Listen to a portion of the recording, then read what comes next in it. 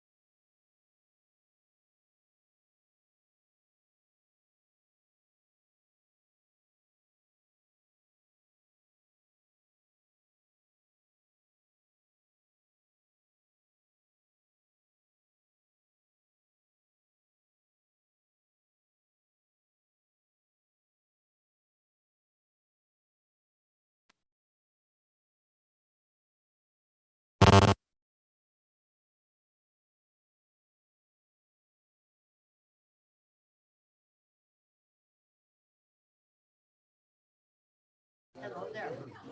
We're doing good. How are you? They keep over and, I complain and nobody listens. They don't want to hear it. and I knew I couldn't have, she wasn't a complainer, she was a lot of things. That's what she wrote. Yes, I can tell that, obviously. So they came over. No. They were gonna get a lot of people giving more control. Yeah. And then required around. Very little, it was just marvelous what they did. And, sold everywhere. That's to the hospital. Patients arrived out of place. Do you know by the time she got there, because it wasn't Yeah, enough. of course. That isn't, that isn't freedom. hospital. Nope. They said, well, she Right. Right. I mean, Well, and they're, and they're all But, coming in and not getting, checked for anyhow, or anything. And they're being spread all over the United States. And then they tell us to wear masks and we're not. it's, We gotta stand up. People are getting sick here Yeah. every month. So I don't know. They're dark.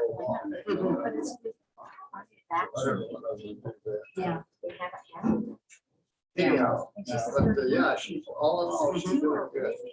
But I It was, must be this Delta. 24 year when old. she fell there, well, Yeah.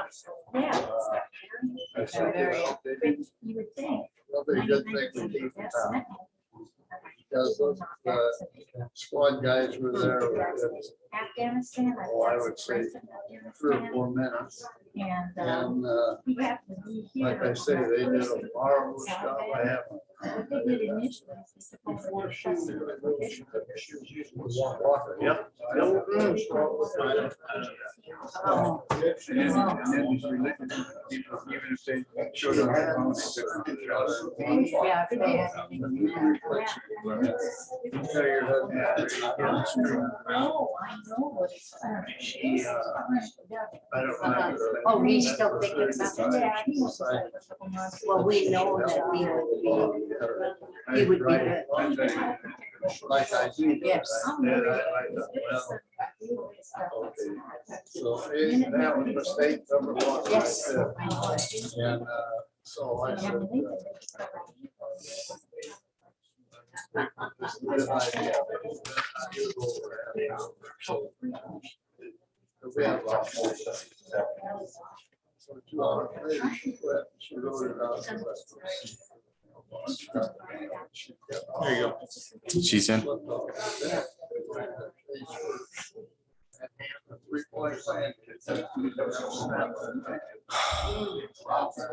All right, if we could take our seats, we're gonna go ahead and get started here, so.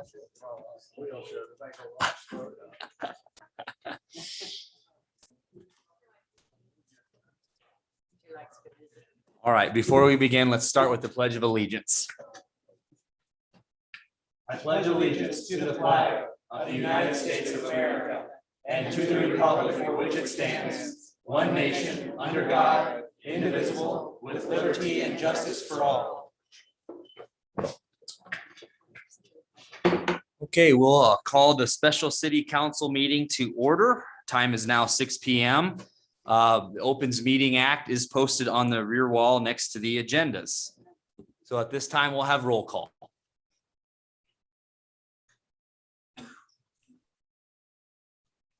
Please cast your vote for roll call.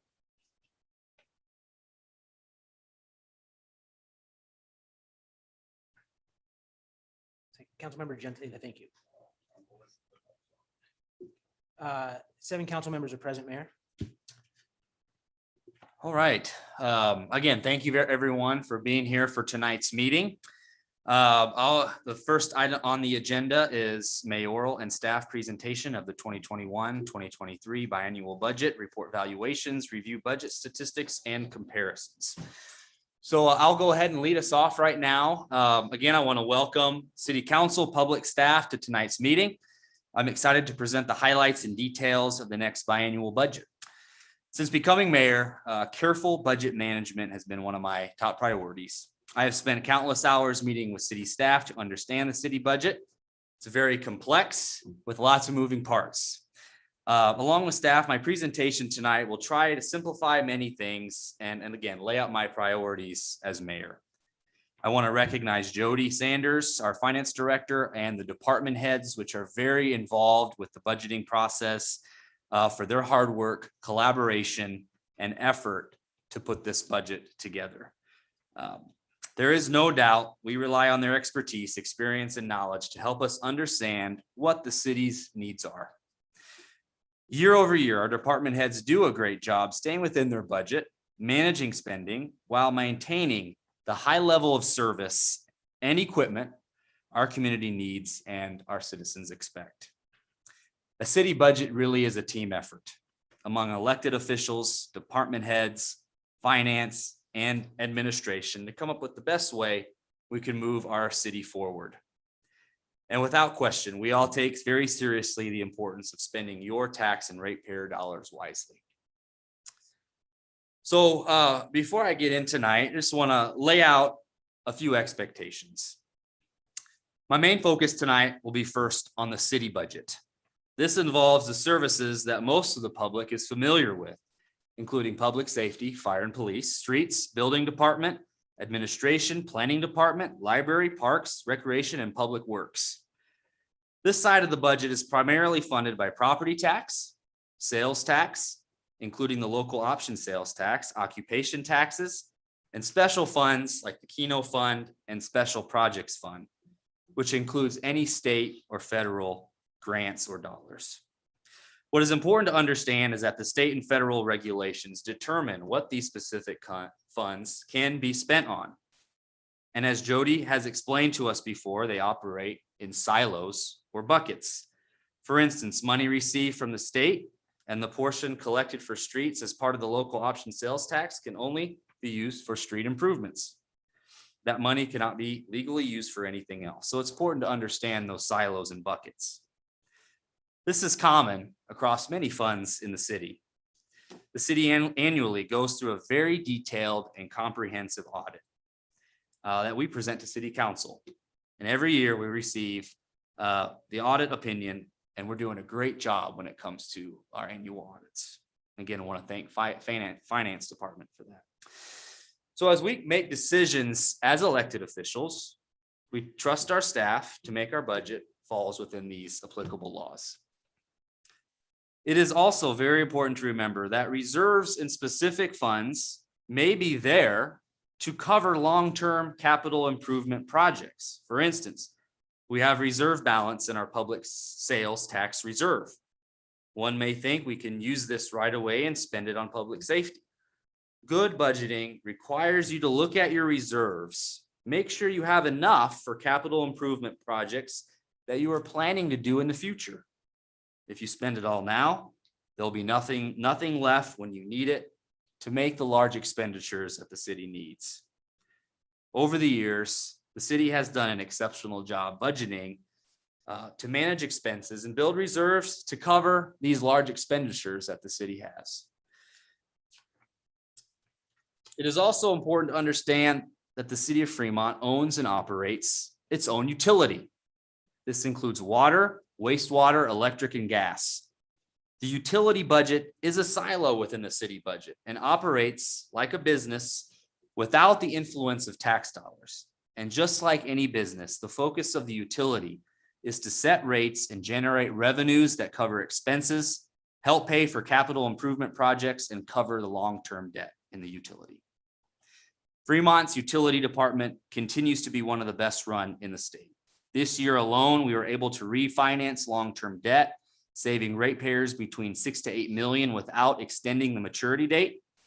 We also avoided rolling blackouts and charging our customers extreme natural gas costs during the polar vortex this spring. We continue to pride ourselves on delivering cost-effective and efficient power, water, and gas to our thousands of customers.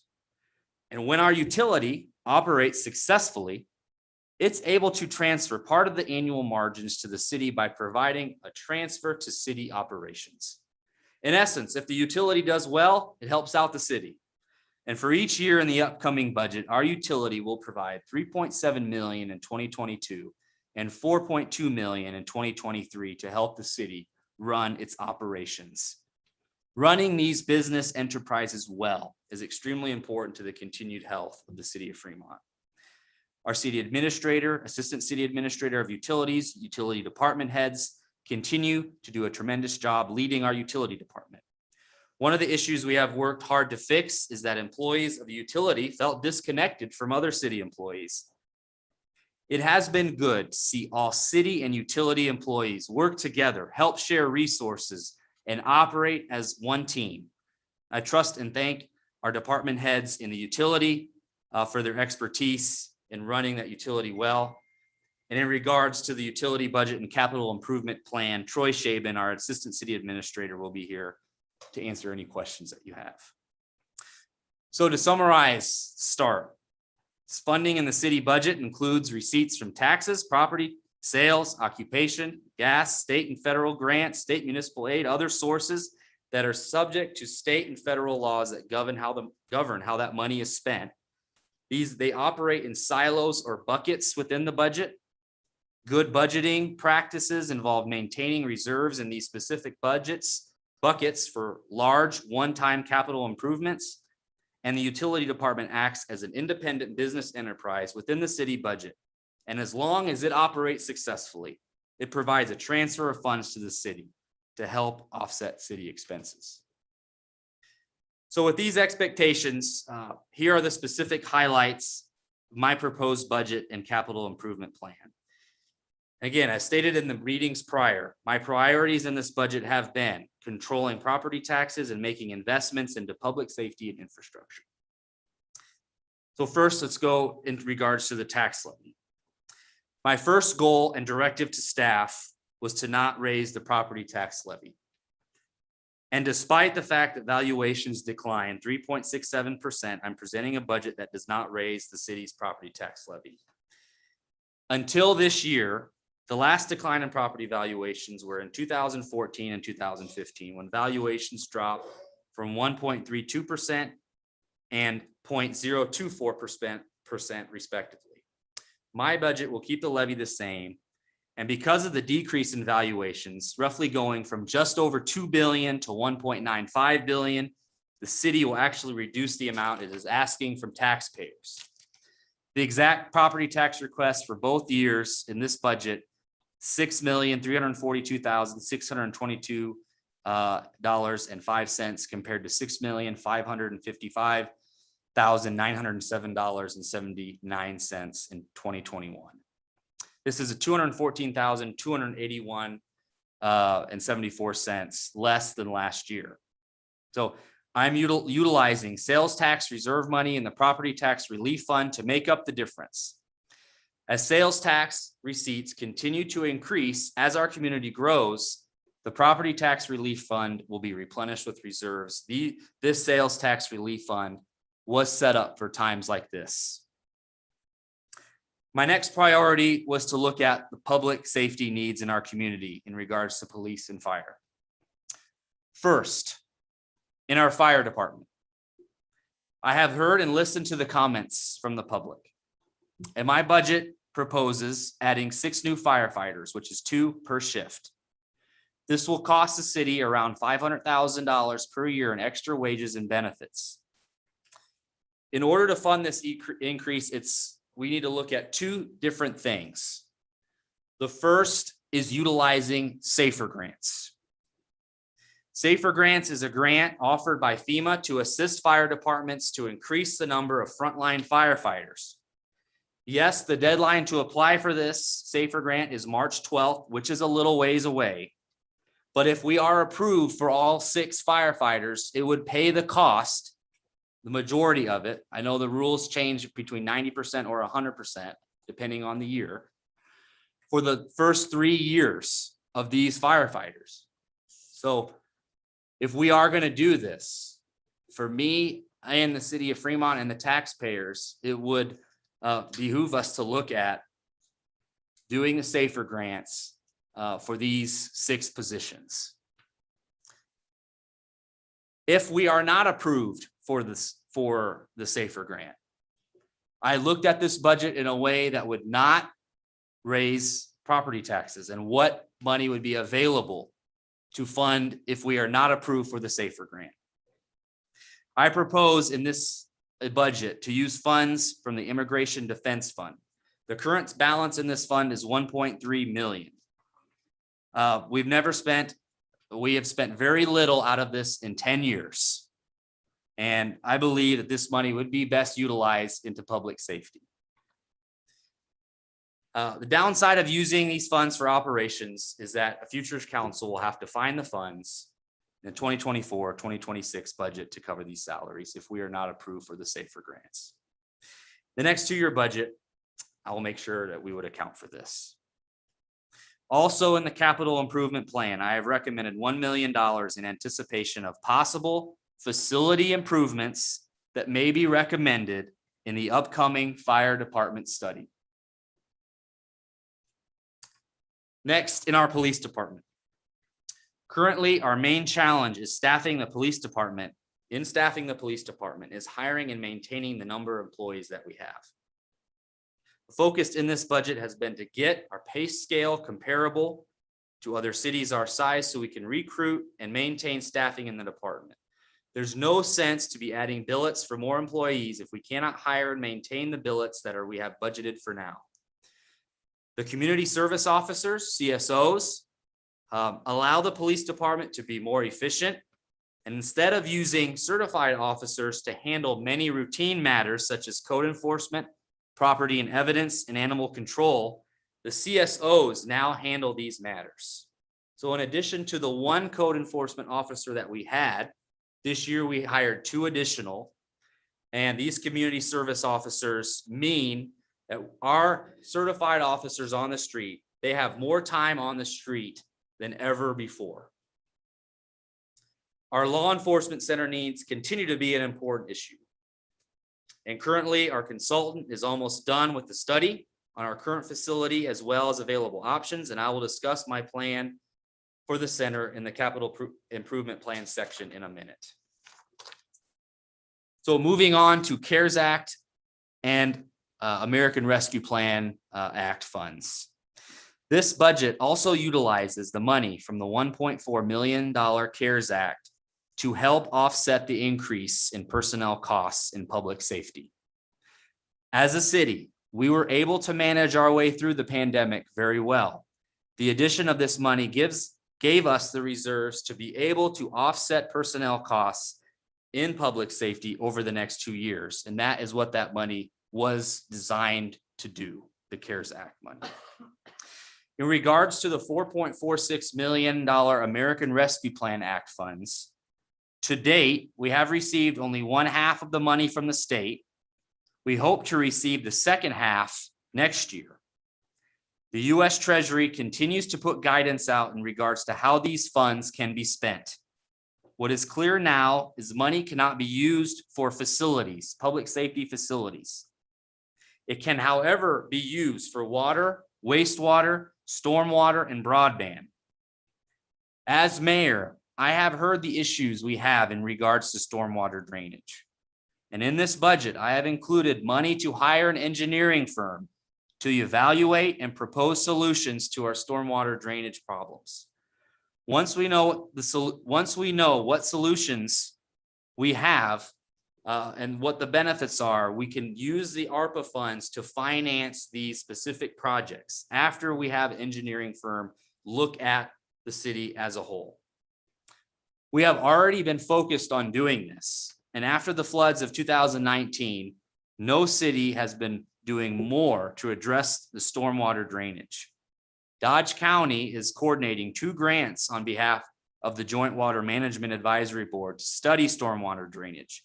The first grant, a FEMA hazard mitigation grant, has been awarded to JEO to evaluate and develop alternatives for the stormwater drainage ditches east of Fremont.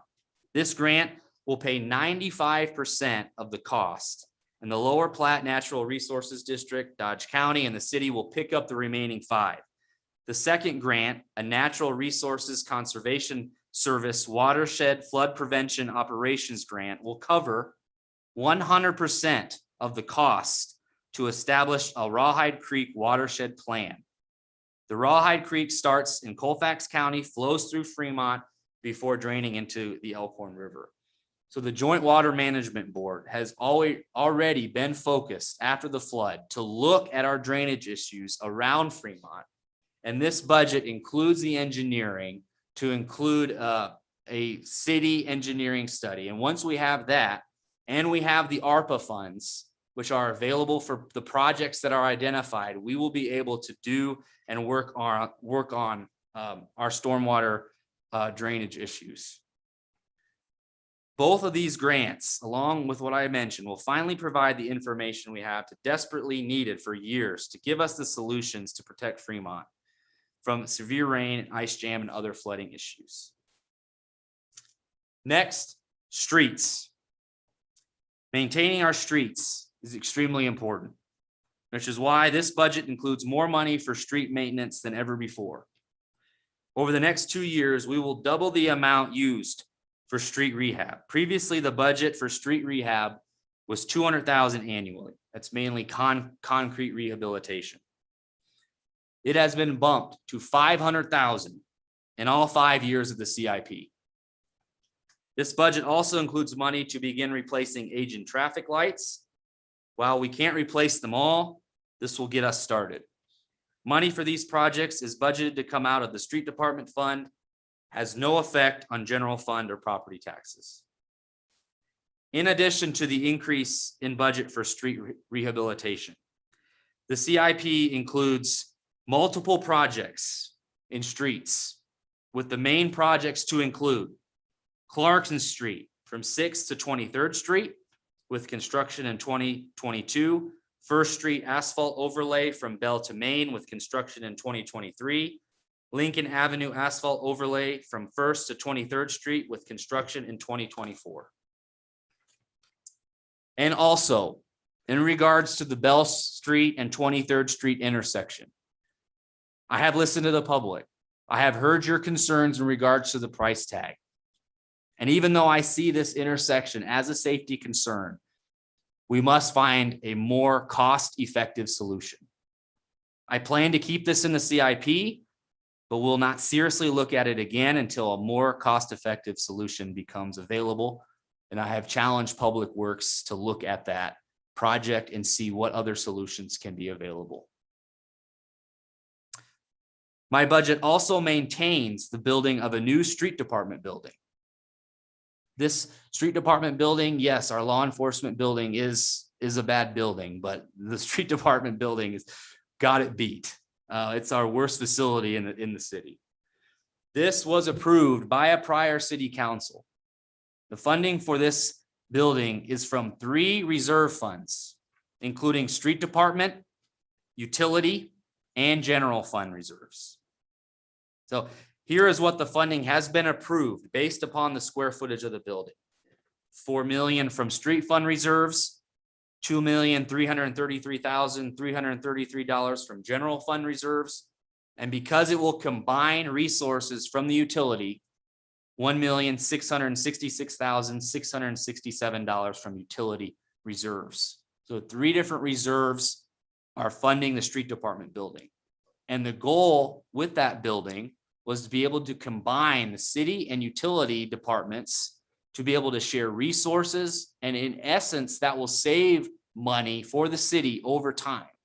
So, because right now we're everywhere when it comes to utility and city, and this is another great attempt to save money in the end by combining and sharing resources in the street department building. This budget also includes $550,000 to complete the comprehensive plan, long-range transportation plan, and unified development code update started earlier this year. The money will continue to cover the costs from our city's contractor, Halsey Levine, who was hired to complete the updates. This comprehensive plan is an 18-month process, and it is a lot of work, a lot of detail, and we have, and the council knows, been going through that process over the last year or so. So what are the other main capital improvement plan projects in this budget? First of all, the law enforcement center. The law enforcement center remains a top priority in my recommended CIP budget. A study of the alternatives for a law enforcement center was commissioned by the city and Dodge County last fall. It is nearly complete. In anticipation of the study results, $10 million has been included in the CIP. I propose we fund the center using $5 million from general fund reserves, $2 million from public safety sales tax reserves, and $3 million in debt financing. By using this method of financing, we will not require an increase in property taxes. The library expansion project. Fundraising efforts continue to be planned with a groundbreaking in spring of 2022. You'll see in the CIP, I think there's 9.4 million. $2 million of the library expansion came from the bond issue that was approved by the voters back in 2018. The rest of this project is coming from private donations, grants, foundations that we are actively working to receive and get in. Currently, we are over 50% funded when it comes to the library project. And so we continue to work extremely hard in regards to that project, and great things are happening. As I mentioned, the fire station improvements. Engineering costs, like I mentioned, have been included in the 2022 operations budget. And 1 million has been added to the 2023 capital improvement plan in anticipation for improvements that will be recommended as a part of the study. Airport taxiway. This budget includes 4 million for much needed extension to taxiway A. The Nebraska State Aviation Department and the Federal Aviation Administration, FAA, is proposing that taxiway A be extended to improve the safety and efficiency of the taxiing operations at the airport. This taxiway is funded 90% by the FAA and 10% from airport general fund reserves, airport general fund reserves that are used specifically for airport improvements. Anytime, I'm a business guy, okay? Anytime we can spend 400 out of airport general fund reserves and get $3.6 million in return, I think that's a good deal for the city. The Fremont Municipal Airport provides over $10 million of economic impact to our area annually to Fremont. It's our gateway to Fremont. We must continue to make strategic investments to our airport, especially in regards to projects that are 90% funded by the FAA. Next is railroad quiet zones. It was clear from my city council goal session in January that implementing quiet zones is a real need in Fremont. We all hear the trains come through, I'm sure. Quiet zones are a section of rail that contain highway rail grade crossing at which approaching trains do not have to sound their horns. These crossings must be installed with federally required and approved safety measures. So my CIP includes 1.5 million for engineering beginning in 2022 and construction on quiet zones starting in 2023. We have a lot of railroad crossings in Fremont. These are more expensive than you would imagine, but this is a start as we look at our quiet zones and our crossings moving forward. I also want to remind everyone of the importance of our downtown and the business improvement district downtown. I know they are looking at some unique projects down there to help create the entertainment focus. And so though I don't have anything in the budget necessarily in regards to a downtown project, I would encourage us as they're looking at projects downtown to take a look at them and see if something the city might be able to assist in creating a vibrant downtown that we all want in Fremont.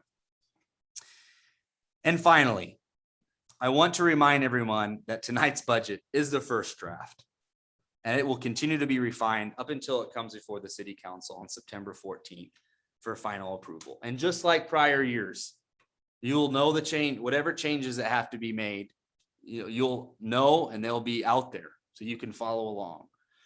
This is a collaborative effort between staff, like I said, and department heads, and a lot of work goes into this budget.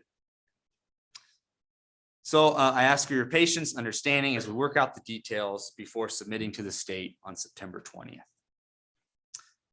So in conclusion, I believe the budget before you tonight addresses our priorities, holding the line on property taxes, investing in public safety, and improving and maintaining our streets.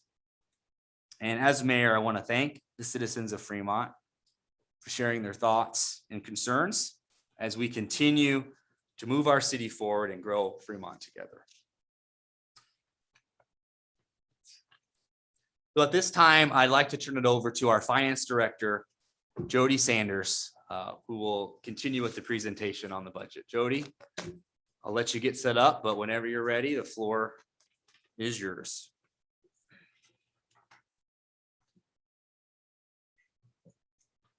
You want your PowerPoint?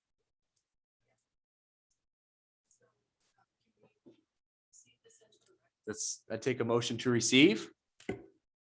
Councilman Jensen, I'll make the motion to receive. Councilman Legband, I'll second that. cast your votes.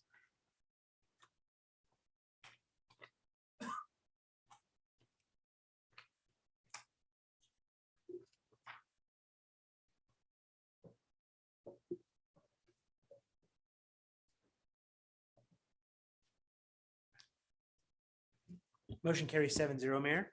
Hey, Jody, you may want to go to that where the mic is. I can move the mic. I'm going to have it up on, I'll have it up on the screen, yes. Tyler, you can put it up on the screen then. And then you can just stand over there. and talk.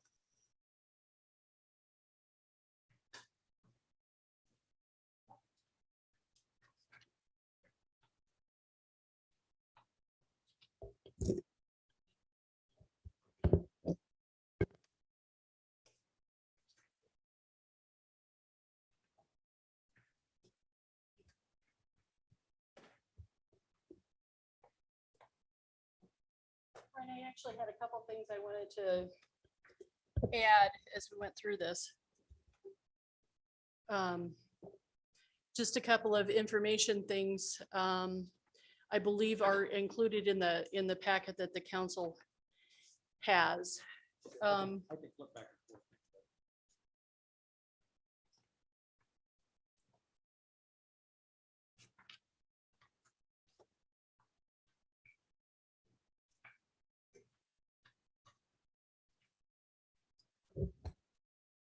Good evening, Mayor, members of City Council. Thanks so much for coming in tonight and listening to the mayor's outline of the budget. I put together this presentation.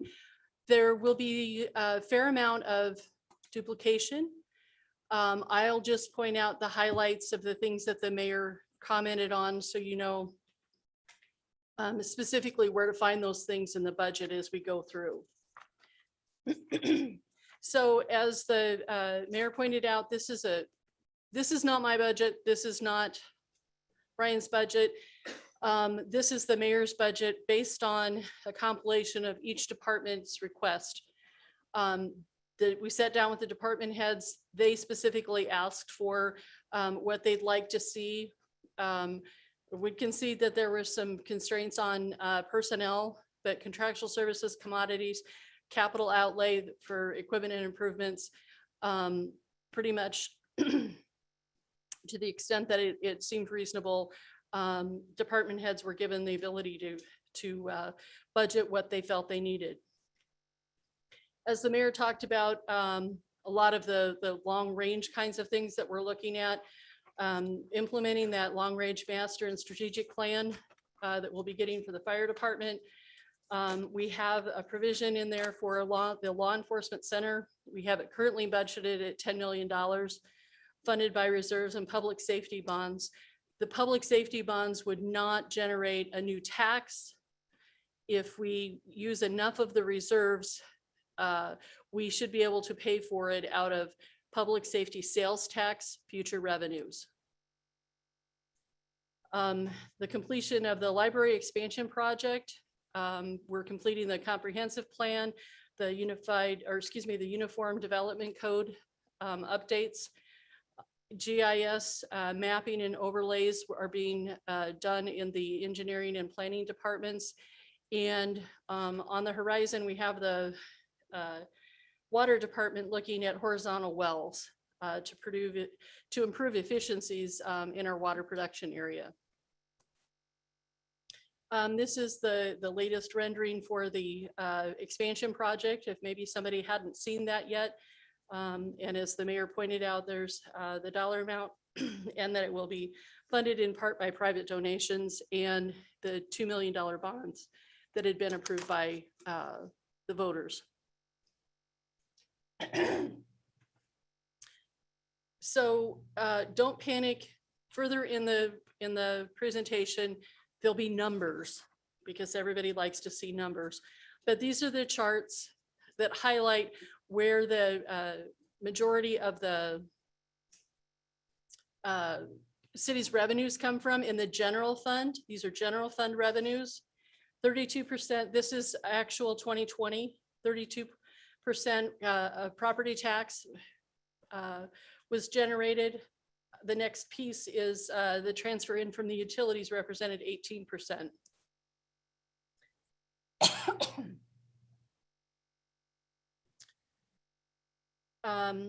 This is the 2021 year in estimate.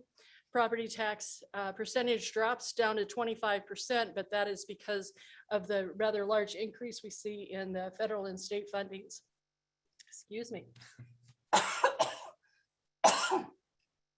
Should have grabbed a piece of gum. In the 2022 budget, property taxes again are down at just shy of 24%.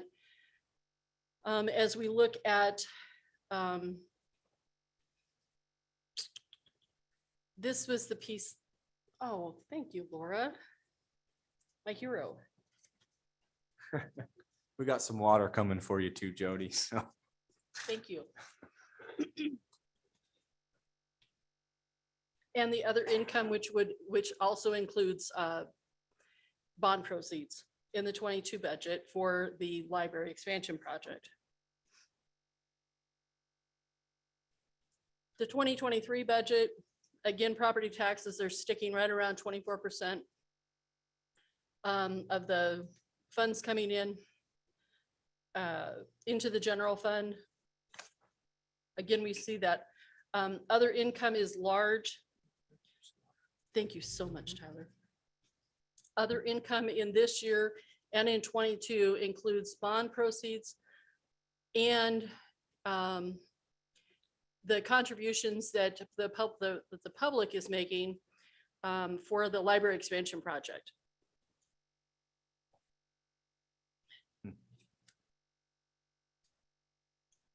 So you can see under other income here,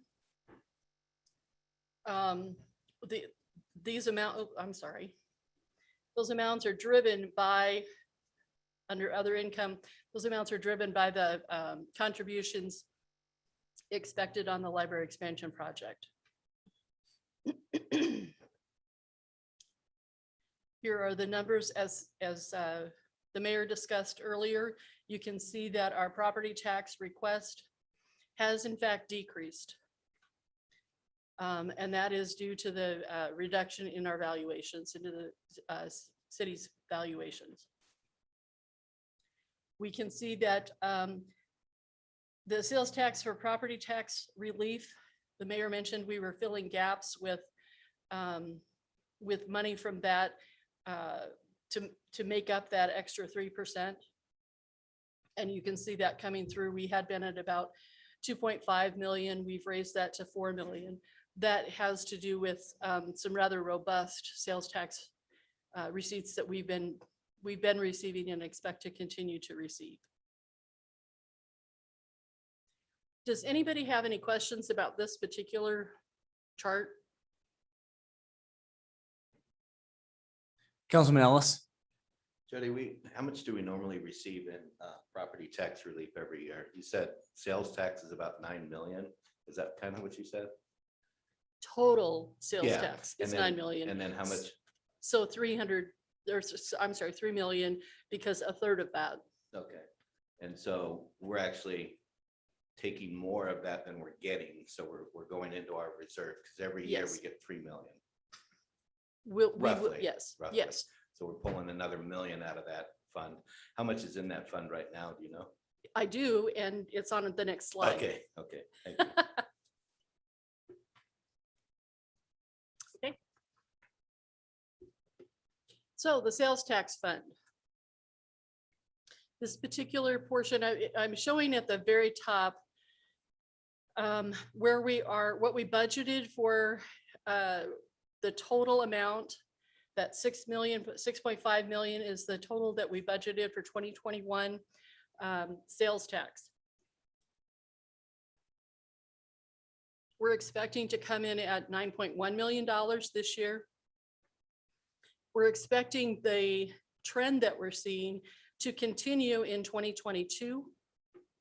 Right now, that difference, that increase is 5%. And then the difference between 22 and 23 is 3%. These are projections. I don't have a Ouija board or a crystal ball. It's just a best guess. We've had substantial growth, but you know, the likelihood that we'll continue on that trajectory, I'm not betting on it. Let's just say that. So what you see here is showing the revenues that come in, and then the uses under public safety sales tax. This is where this $4 million number here that's in the bottom right, the right corner, 4.4 million, that includes the additional amount that we would be using for the new law enforcement center. That's why you see that rather significant increase there.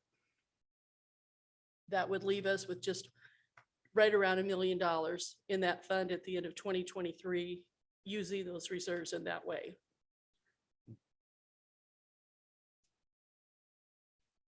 The next part of the sales tax fund is infrastructure.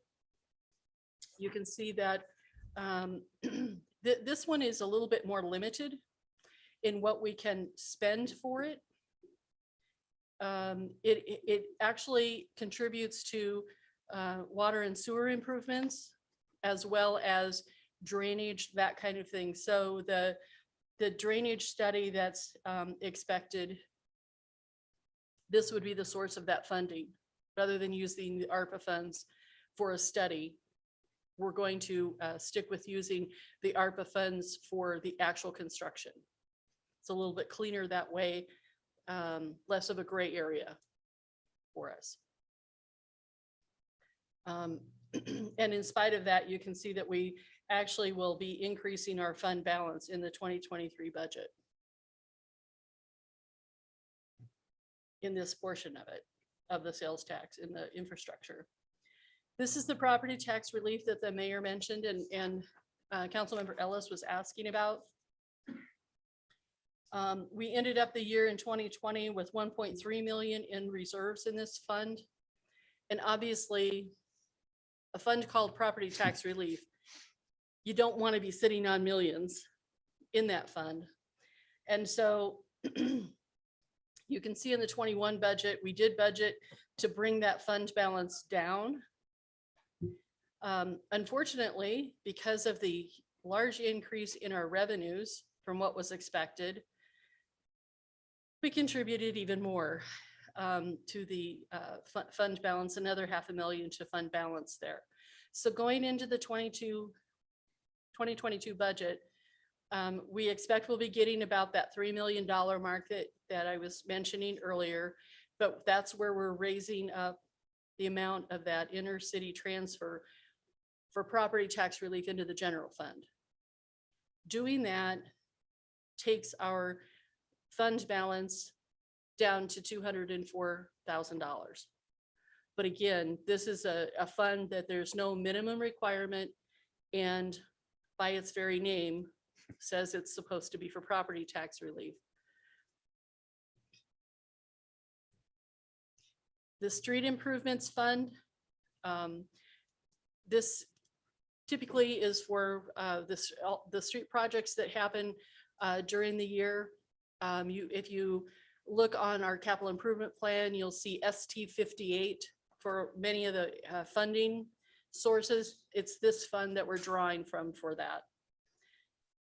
And you can see in the 2023 year where we are pulling a fair amount out for the construction activities that are on the capital improvement plan in 2023.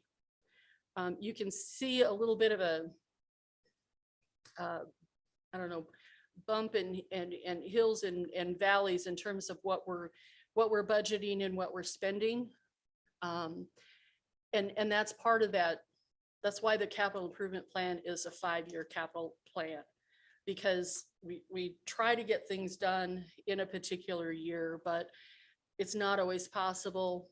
You know, nobody expected the issues that we've had with COVID, and now the ability to actually get things in has really, I hear every single day, another department head comes and says, the part that I ordered, the vehicle that I ordered, the computers that I ordered will not make it here by September 30. So we're working with them on getting those funds rolled over. You'll see at the year end, we have a provision of fund balance higher than what was expected. It could be even higher because of those projects or those items that we've just not been able to get in the door by September 30. This is the section that is for the LB 840 funds, the economic development piece. We have, I'm not aware of specific loans that we have identified here for the 22 and 23 budgets. We are simply making a provision for those should we be asked for some large company coming in. You know, probably not a week goes by that Brian and Troy aren't meeting with someone interested in coming to our community, and these economic development funds help sweeten the pot a little bit to get them to pick us over another city. So that's the sales tax fund. Were there any questions?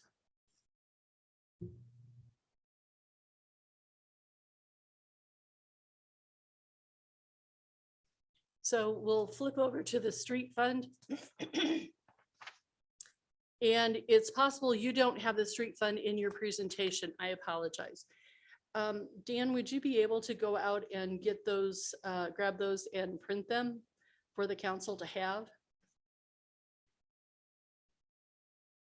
They are, this presentation is saved in PDF out on the public drive, Tyler. Okay. From the, this, I believe I had presented this earlier, and I wanted to point out the change here in gas tax. We have no control over that. That is, those are funds distributed by the Department of Transportation in Nebraska. And from the first time I had put this together to now, that number had changed to the 2.8. I had close to 2.8, but this is the exact number. And as part of the state budget process, you have to use the number that the Department of Transportation provides. So that number has been updated. This is just simply showing the revenues. One thing I'd point out is we were enjoying close to $3 million in gas tax before COVID hit.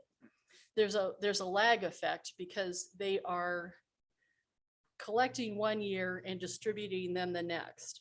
So while what we received in 2020 was what we expected, you can see we lost 400,000 in the 2021 actual amount. And that is simply due to the effect of COVID, where nobody's traveling, so gas tax receipts were way down. We can see a little bit of an increase here in 2022. I'm being optimistic in 2023 that they would return to their pre-COVID levels. The other thing that I would point out, and it's really going to sink in on the next page, with the amounts that we had for the Southeast Beltway. We spent a fair amount of our reserves to actually get that project moving. We reimbursed ourselves from those, and you can see the bond proceeds kind of at the bottom, at the middle of the page here, that 7.9 million. We had anticipated 8 million in receipts coming in for that. And so when we turn to the next page where we have at our expenditures and then also our ending fund balance, you can see at the end of 2020, we were down to 1.6 million in reserves in the street fund. With the $8 million essentially that we got in, oh darn it, the $8 million that we got in bond receipts that basically restored our fund balance back up to $11 million. We are budgeting to spend in 22 an amount that would draw down our reserves by 7 million and then 2.2 million in the following year. Based on the projects that Dave has laid out for us. Make a motion to receive the street fund. Councilman Ellis, I motion. Councilman Legband, I'll second that. cast your votes.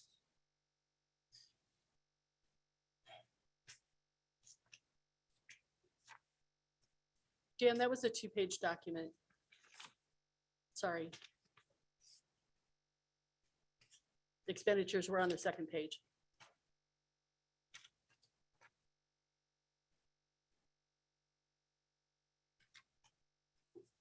We'll have another sheet coming then, Jody. We'll just get that one into the record when Dan gets it. So I apologize. you're fine. We need Councilman.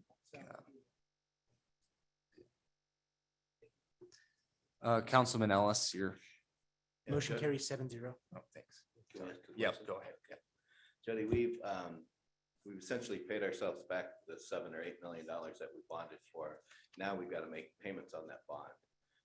How long is that bond for? And that's going to use our gas tax to pay it off, right? Correct. So how long is that bond for? That's a 7-year bond. 7 year? Yes. So we're not taking the full gas tax, the 3 million every year. How much is requires to pay the bond every year? About 1.1 million. Okay, so out of the 3 that we're getting, 1.1 goes to paying off. the Correct. teacher. Okay. It's on the principal payments on that page. You can bring that back up. Yeah, it's on the second page here. The principal payments. We have the principal payments and the interest payments showing right here. Gotcha. Okay.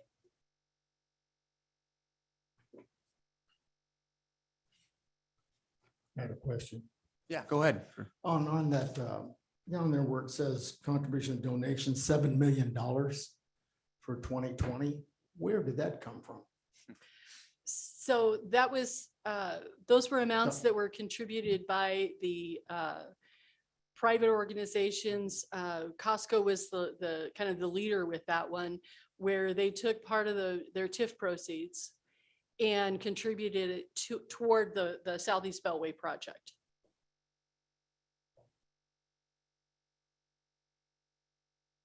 We'll take another motion to receive. Councilman Legband, I'll make a motion to receive. Councilman Sukram. Cast your votes.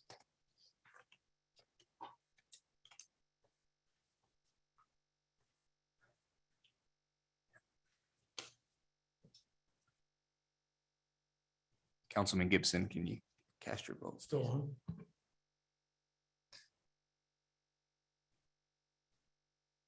Try it again. Oh, I'm sorry. There you go. I didn't see it on the screen, so sorry. The motion carries 7-0, Mayor.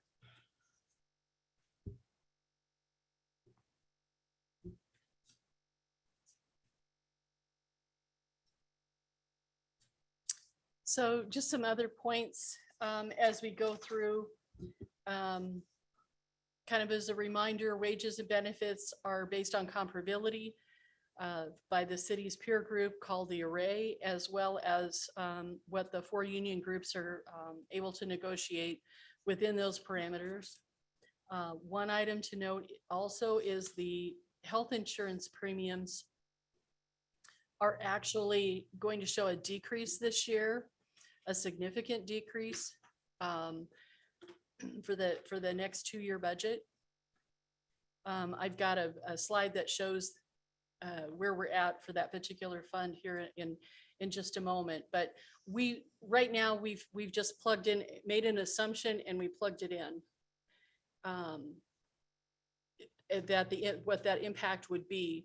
So as you're going through some of the departments, particularly if they're a department that has a fair amount of personnel, and you're noticing that from year to year, you're not seeing much of an increase, look at the line that says health insurance, because you'll see a significant drop in the departments for health insurance. Right now, the projection is a 25% decrease, but what that ultimately means to the city is yet unknown until those union negotiations are wrapped up. I have a question here, Jody, Councilman Yerger. So thank you for your last statement, because the union information is not yet included. Correct. And it was stated in the paper today, since that's over 50% of our budget, that makes our budget rather tenuous, because we don't have a clue at this juncture what we're doing there. My question really is a slightly different one. So in the material that we've already received to date, are the non-union adjustments to wages included already, or also pending whatever happens to union? We've made our best estimate for all salaries. So you've already included those here. Yes. Thank you. Yes.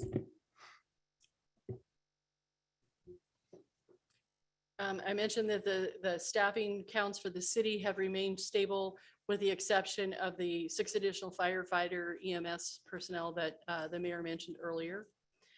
And anytime a position comes open, we do stop and analyze whether that position is needed, or is there another position maybe within the organization that's needed at that particular time. And with the capital improvement plan, the number of vehicles remains the same. So if somebody's buying a new pickup truck, their old one gets pushed out. Maybe it's better than what somebody else is driving. It pushes it out, but eventually one gets sent to the auction. We aren't increasing equipment, or rather vehicles at this time, unless there are significant changes to personnel.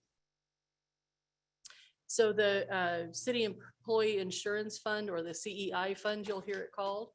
And apparently, I apologize, it looks like I really wanted you to know it was CEI. I have it on there twice. So this number that's showing right underneath 2020 is the per employee per month cost. And the $2,272 per employee per month has been our cost at least the last 3 years. It could go back farther than that. And as we go through and look at where our revenues are, the expenses that we've incurred, the claims expenses, you can see that we've actually, over the years, we had been adding to our fund balance, so that we're projecting at the end of 2021, we'll have a $6 million surplus in the employee benefit plan. The amount that we would have for a target, So the amount that we would target would be 2 months of claims. That number would be about $800,000, and you can see we have 6 million there. So for right now, we've just included the first 2 years of the 2 years of the budget that we have this year. We're basically going to use up 2 million in fund balance over those 2 years. And that's where that reduction in that reduction in premium comes from. You'll also see, our claims are not really spiraling higher as they had been in the past. The amounts that we had received from our broker usually showed worst case scenario. And so we were budgeting for worst case scenario. We took a little bit harder look at that this year, as well as some other changes within the plan. And, we feel very confident that even with this 25% reduction in the per employee per month cost, we'll still have plenty of reserves available to us. Perhaps in the next year or so, the next 2-year cycle, there would be the ability to provide some additional relief. It depends on what our claims look like for the next 2 years. Couple of questions here. Councilman Ellis? Yeah, I'm gonna follow up on a question by Councilman Yerger. You said all salaries have been adjusted with what you believe. So even the union salaries have been adjusted on these documents with an estimate of what you believe it's gonna be? Yes. Thank you. Councilman Legband? And what did you say the fund balance is right now? The fund balance in this is 6.1 million. And how much is it proposed for next year? Would be down to 5.2. Now, can this balance, why do we have 5 million in fund balance in this? Because we'd been budgeting for the worst case scenario for claims.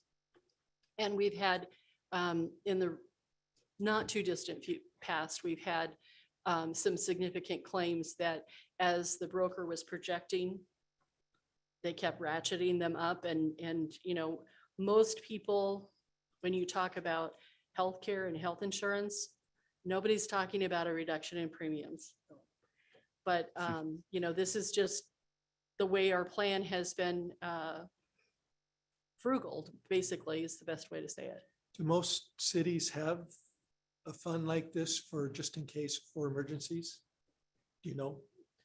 I would guess if you're self-insured, you almost have to have something, because with the 2 months, I should go step back and explain the 2 months of claims minimum fund reserve was established before I got here. But the notion was if the wheels fell off and we just decided we can't be self-insured anymore, it's just not working for us, we would need to have that as reserves before we went out to the private market and had our employees basically going to a private insurer that would pay out the rest of the claims under the self-insured plan. Thank you.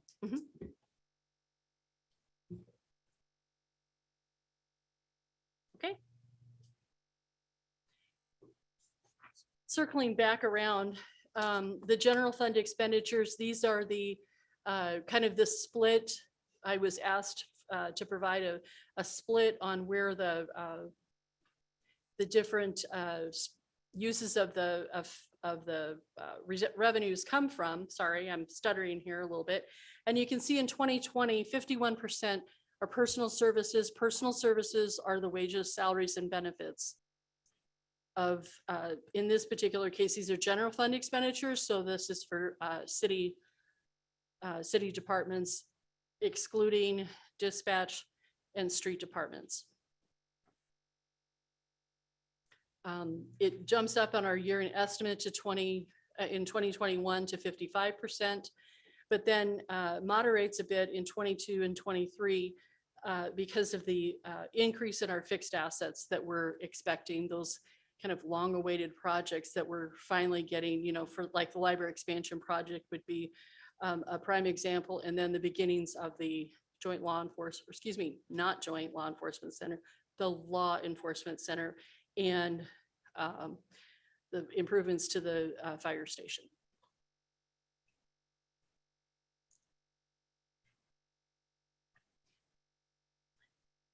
So this is the chart. Excuse me, this is the chart that gets you to those tiny circles.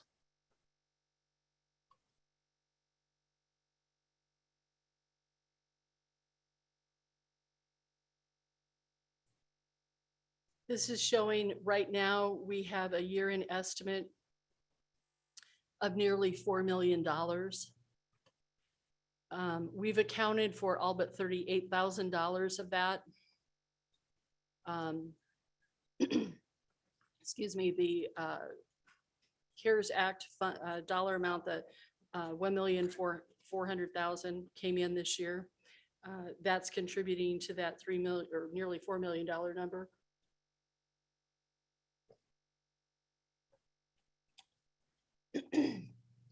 As well as, one of the things that we looked at is large projects that may not be capital. So the UDC and the Unified Development or Uniform Development Code and the comp plan were two high dollar items that were budgeted for and citizens were taxed for in this last 2-year budget. We didn't spend those funds yet because the work is still ongoing. And so we will need to take the funds that were taxed and carry them over into the next year. And you can see right now we're showing a deficit in the next year. It's that kind of budgeting that we're doing that is much more conservative than what we've done in the past. That's what contributes to a large year-end estimate surplus, but we have the funds available to spend in 2022 as some of those projects come to final fruition. I got a question. Councilman Ellis? Sorry if I get just a numbers person. The 2021 year-end estimate, back in June, the document they gave us was sitting at 10.8. Now it's 11.3. So in 2 months, it's gone up quite a bit. Personal services, is that wages and salaries? Yes. So what caused that over a 2-month period? We had quite a bit of a change there. We certainly did, didn't we? Yeah. And that's right. You've just struck on here's why I've not been wild about just giving you things to look at. Because so much has changed. At the end of July, we did not realize what we might be looking at in union negotiations. They hadn't got to the dollars and cents yet. They're in that neighborhood now. And so But we've is actually revised money- this. This is actually money that we're going to spend up till the end of this year. So this. You're correct. And I apologize. Got on my soapbox early. Yeah. This would be looking at the update that we would have made as we go along. We also take a peek at where are we year to date. And particularly when you're looking in the city funds, you have all the summer activities that are going on. And when we did the first blush of the budget, we had maybe a month of Splash Station and Ronan, for example. Also, any other summer help that we had hired, any temps that we'd hired for the season, we only had 1 month's worth of their data. Okay. As we got more information, the numbers, it sounds like in a perfect world, it would be, they'd get tighter, and they are tighter to actual, I guess is the best way to say that. Okay. Dan, would you agree with that? Okay, not to put you on the spot, but that's the only reason why I could think that number would change. Yeah, I would say that the first pass is probably just a big 50,000 level view. And as we went line by line through the payroll budget, that's where the numbers increased as we got closer to actual year end.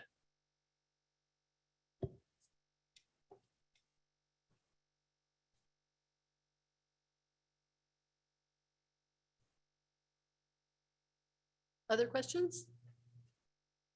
Okay, so I've been asked about the reserves and fund balance.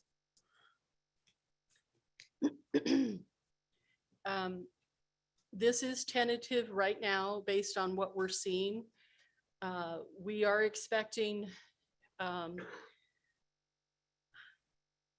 the time we get to the end of the 2023 budget year, the general fund reserves would be down to nearly $10 million, $9.9 million. That would be, right now, the way the budget is presented to you tonight is using the immigration fund of $1.3 million over the course of those 2 years for the cost of adding those 6 firefighters. So that's one of the things that's reducing our fund balance. We also have 5 million in general fund reserves that right now we are attributing to the the law enforcement center. I just want to call it the police station because that's how I grew up, is just the police station. So for the police station, whether it's moved or not, that's all still up for debate. We're still waiting for the results of the study. We were very specifically asked to show a budget with $10 million in it. We've already identified in the E911 fund the amount of the equipment that would be required to move into a new facility or to move the PSAP at all would be about $2 million. So we would still be looking for another $2 million for that. But this shows you right now what our projections are for the fund balances. Councilman Yerger. So we can add them up on our own, I suppose, but is there any particular reason why the total fund reserves aren't shown on this sheet? I understand you'd say, well, they have to be handled independently. They're unique, yes. But when an auditor comes in and looks at the amount of reserves that we have, they look at the total, don't they? No, they look at it on a by fund basis because some So when funds. they made statements to us about our funding levels as being, I forget their exact term, an embarrassment of riches or whatever, I think was what was the publicized comment. That was because they were looking specifically at the general fund Yes, rather than the overall fund totals. yes. With the overall fund reserves, based on eyeball here, approximate over $40 million. I think it might be higher than that even. Well, I suspect it is, but just eyeballing it, it's probably at least that much. Right. Thanks. And to be honest, the reason why it's not there is I was running out of space and thought that little one down at the bottom, the employee wellness, is down in that dark blue section. And I thought, well, no one's going to get too excited about $2,000.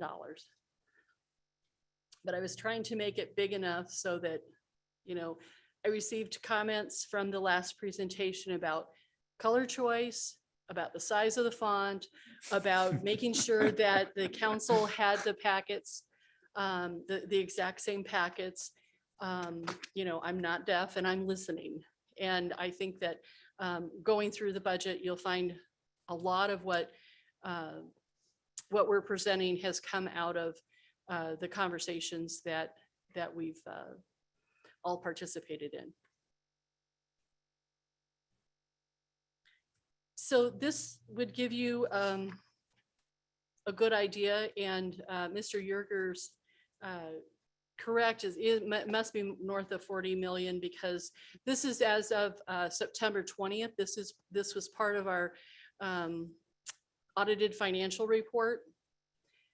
This breaks down a little bit better for you the purposes of the different funds, what they can be used for. And particularly street improvements is a great example where there's actually 2 funding sources out of sales tax and streets, but you can see the sum of the 2 there. You can't see me pointing at my screen, I apologize, but the sum of the 2 is the $4 million that we have there at the end of September for that purpose. You'll notice that at the bottom, the unassigned funds, streets, sales tax, they don't have unassigned funds because they already have a purpose because they're in restricted funds up here. I was asked earlier about the Code Enforcement Defense Fund. This is exactly where we're talking. I think that number is closer to 1.375 now because we would have paid Mr. Kobach the $10,000. So. Were there any questions about that? Okay. Utility funds. I confess these are hard to read. I admit and agree with you that these are hard to read. They are part of the packet, the agenda packet that is posted out on the website. So for anybody that wants to see it, look at it themselves, you're welcome to do so. We segregate them into their fund's purpose. This particular one, this first one is the electric system. One of the things to note on this is when we ended up in 2019, we were at 24, just almost what, 24.8 million, or yeah, $24.8 million in revenues.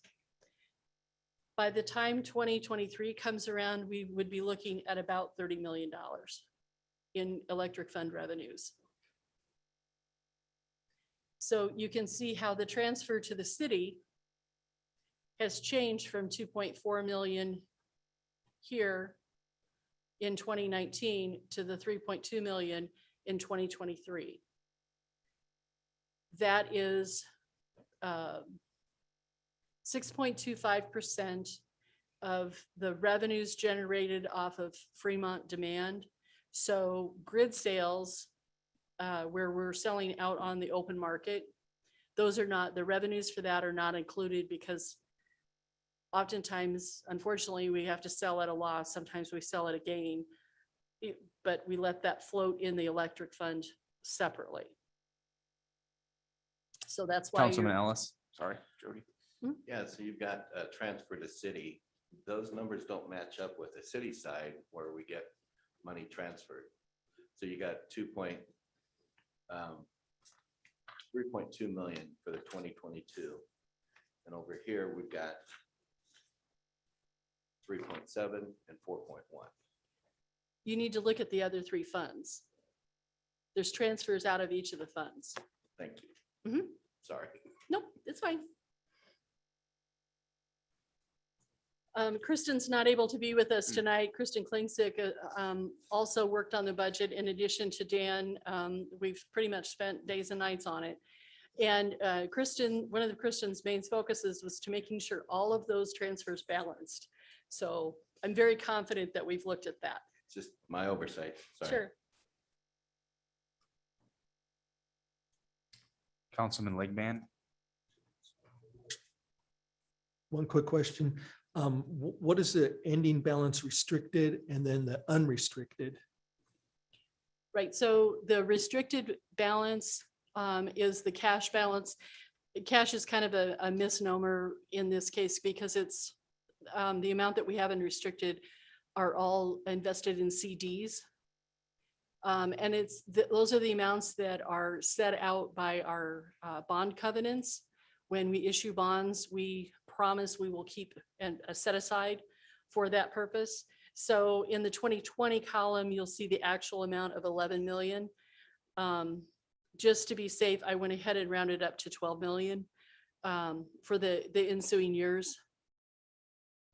One of the things to point out to you, this is a great time to do that, is in the middle column under the year-end estimate, you'll see $36 million there as a receipt. You'll also see higher about the middle of the page, bond and note retirements. If you recall, we refunded the total of all those bonds was, I think, close to $76 million in the last year. We will need to amend this year's budget because we didn't have $76 million planned in this particular, in the 2021 budget. So before September 30, you will also be asked to consider amending the budget for that purpose to increase the appropriation to allow for that to happen.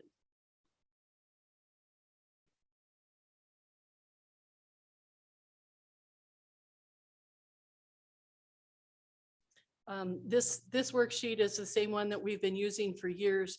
What you see, some of those things out down the cash flow analysis, disbursements and receipts. That's the work that needs to be done. We have to budget on a cash basis. There are adjustments to go from cash to accrual. Very simply stated, cash means when you actually get the cash. Accrual basis means when you earn the revenue, and the same for expenses. So those adjustments that you see there, that inventory and adjustment, particularly, well, they're only in the 19 and 20 years. That's trying to bring it back to a cash basis, because that's what we're going for at the bottom there. Instead of fund balance like the other funds, we're balancing back to cash. I have a question. Sure. Jody. Go ahead. On the utilities, I noticed that all of them are going up a little bit, which is natural. Is that because of population, or is that because they're just raising prices that cost more? In terms of the revenue, it's a combination of, we put in a modest 3% growth for residential customers. Based on all the housing that's currently underway, that might be a bit conservative, but when we were estimating what revenues would be the next 2 years, we put in a 3% growth factor for residential. And then very specifically for the large customers, we looked at what their volumes, because I'm not, but others in the organization are in close contact with the very large customers to know what their plans are. As, for example, Holstone bringing on a second shift. What would that mean to the loads in all of the different funds? And those things are taken into account.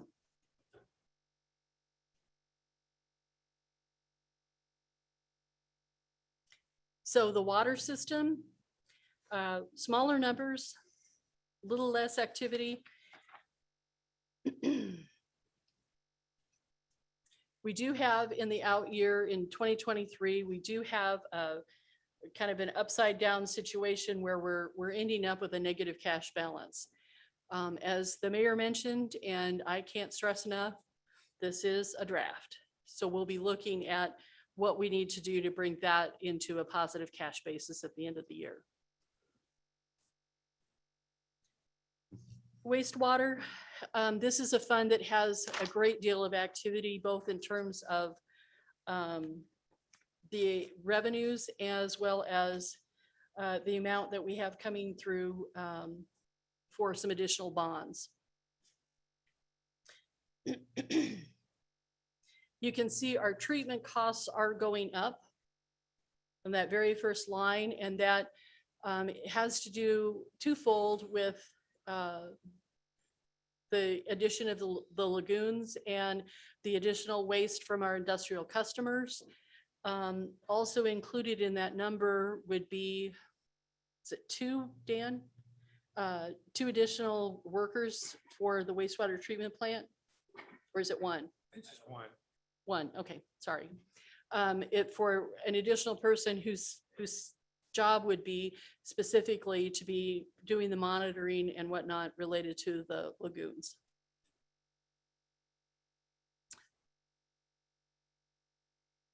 You can see too, the revenue, you need to look at the total line to see we're actually ending up close to where we were in 2019. Some of the reason for that is when we were receiving the industrial waste from our customers before the lagoons were in place, when they sent high industrial loadings to us, they got billed proportionally to that.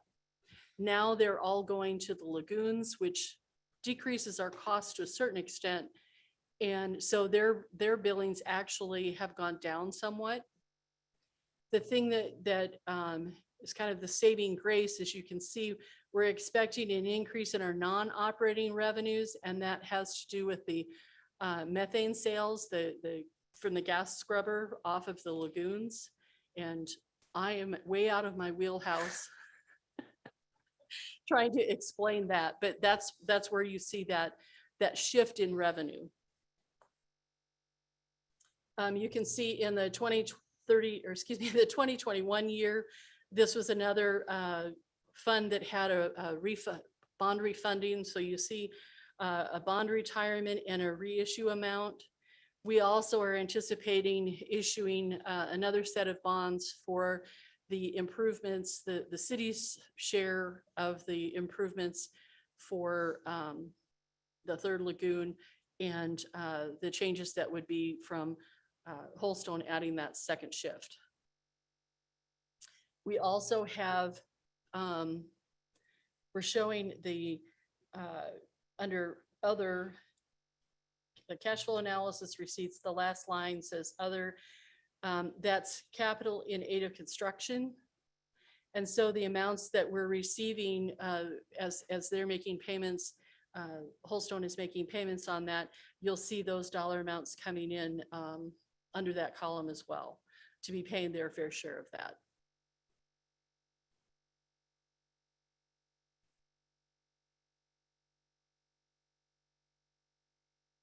And our gas system. There is no debt on our gas system at all. We do have some more major capital improvements planned in the 2022 year related to some regulator stations. I don't see Troy in here. Brian, we're working on the gas shaving, the peaking plant, but I thought there was something else that we were doing next year. I think it's just the expansion. Okay. The upgrade of the peaking plant. Thank you. So that's the end of my presentation. Do we want to go through it's part of the packet.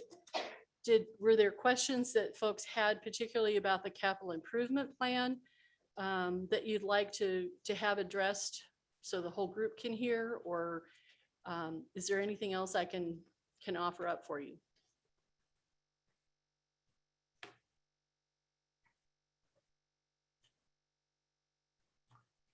I don't see anything, Jody.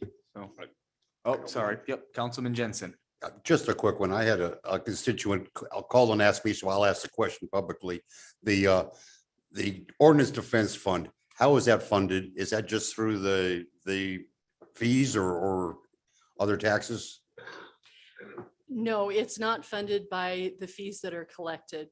The city, it's not a big difference, but the city does lose money for every license that's issued. Because the fee was set at $5, so as not to be discriminatory against low income folks. So there's no money adding to that fund at all. Since the funding was started back in 2011, and excuse me, just through those 4 years, I think the total was 750,000 times 3. So whatever that ends up being, it's about $2.2 million was originally collected. Then, 10 years of Mr. Kobach's time at 10. Yes.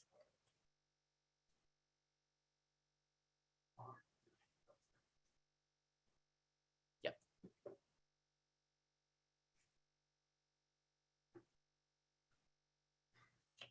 Councilman Yerger? I assume when you say, do we have any other questions? Is that about the packet we just went through or the Yes. packet that was in our packet material? Or both? Both. And nobody has any questions? Well, I'm just going to ask a couple, because we could be here all night. And I've spent a lot of time with this in the last several hours. Probably won't go there tonight, but I do want to ask a couple of preliminary questions. So when I do look at your CIP printout, there are a bunch of acronyms up at the top of the worksheet that define, what some of those sources, uses of funds, et cetera. There's a code at the top. But I found that when I was going through this, not all of those acronyms are disclosed in that top banner, and I'm wondering why not? Because I don't know what some of them mean. Is it just that because of print, they just don't print? I don't know if I can find any specific examples, but I know some of those are not defined. I can give you an example. FA is one of them. Those are federal funds. We actually have at least two of us, if not three people working on this worksheet at any given time. And I apologize. That's something that we can clean up for the next. Or you could just give us a Sure. macro sheet of all the acronyms. It does, I don't care so much if they're on the top of the worksheet, although it might be helpful to the public to be able to see that. Right. But if we just had a master list of the Okay. abbreviations, that would be helpful because at least we could look them up. You bet. One of the other observations that I had is in the first couple of sheets, there's a discussion of full-time equivalent employee positions. And in looking at the first one, we're showing from 21 to 22, we're increasing 6 employees. And that's accredited to the firefighters that we're adding. Yes. I was under the impression that we also had in the budget 2 police officers. But yet we're only adding 6, not 8. There was not, in what was presented previously, there was not an addition of 2 police officers. Well, I distinctly remember an email discussion or conversation with the city administrator as to the only departmental changes that were allowed for employee counts was 2 for police and 1 for utility IT. Everyone else had to hold the line on employees, and that's kind of what started the discussion on 6 firefighters. Well, so my expectation is on the city side that I would have seen a total of 8, not 6. And so that struck me as odd. And then when I get over to the summary on the utility side, where I was expecting to see 1 employee IT related job that was said that we were adding, I now see that there are an equivalent employee count of 10 increased on that worksheet. And I'm trying to reconcile those statements as to 2 + 6 and 1. And why aren't we seeing that? And maybe I'm misreading these sheets, but my expectation is that's what I would have seen. So if I'm wrong in my expectations, let me know. When I look at the narrative that goes along with those various, I look at police and animal control and planning and all of those and all the ones that are defined for electrical technician and wastewater treatment plant. I can see in the narrative, we're adding 3 full-time equivalents. Well, if we were only adding 1 for the IT tech position, then we're certainly doing more than that. So was the original statement incorrect that we were only adding 1 on the utility side, that Yeah, we're that really was- adding 10? That was before Troy met with Jody and they added more on the utility side. So yes, Okay, so what we see here is what you've actually incorporated in the budget. that's right. And on the police side, we added the 2 CSOs this year and this year's. We took 2 positions that we didn't fill, put them in this year. And that's why you'll see them carried forward into the next year because they're already existing now. Well, they're on the 2022, 2023 budget in the police and animal control lines. But inherent in that array are also a bunch of moves and transfers that net those all out. Because we did add 2.74 personnel. That includes 2 for police and CSO. But we negated almost 3 jobs through other transfers, moves, whatever we're doing over there. So in the end, you only end up with 6 employees. And I'm like, okay, I was expecting to see 8 as increased cost. And So- so we're not going to see 8 as increased cost, So- even though we're funding CSOs that didn't exist previously. Those One- costs are inherent in the budget because I've seen them, so. One of the positions, if you look under city attorney, in the 2021 budget, we still had the legal secretary position. Mhm. And so that was one of the positions that was moved to the police department for the community service officers. What was the city attorney for in the first place, in the position that we had? That was- Was that the paralegal that we had on staff? It Or was the legal secretary, can you put a name to that? Robin White. Oh, okay. Thank you.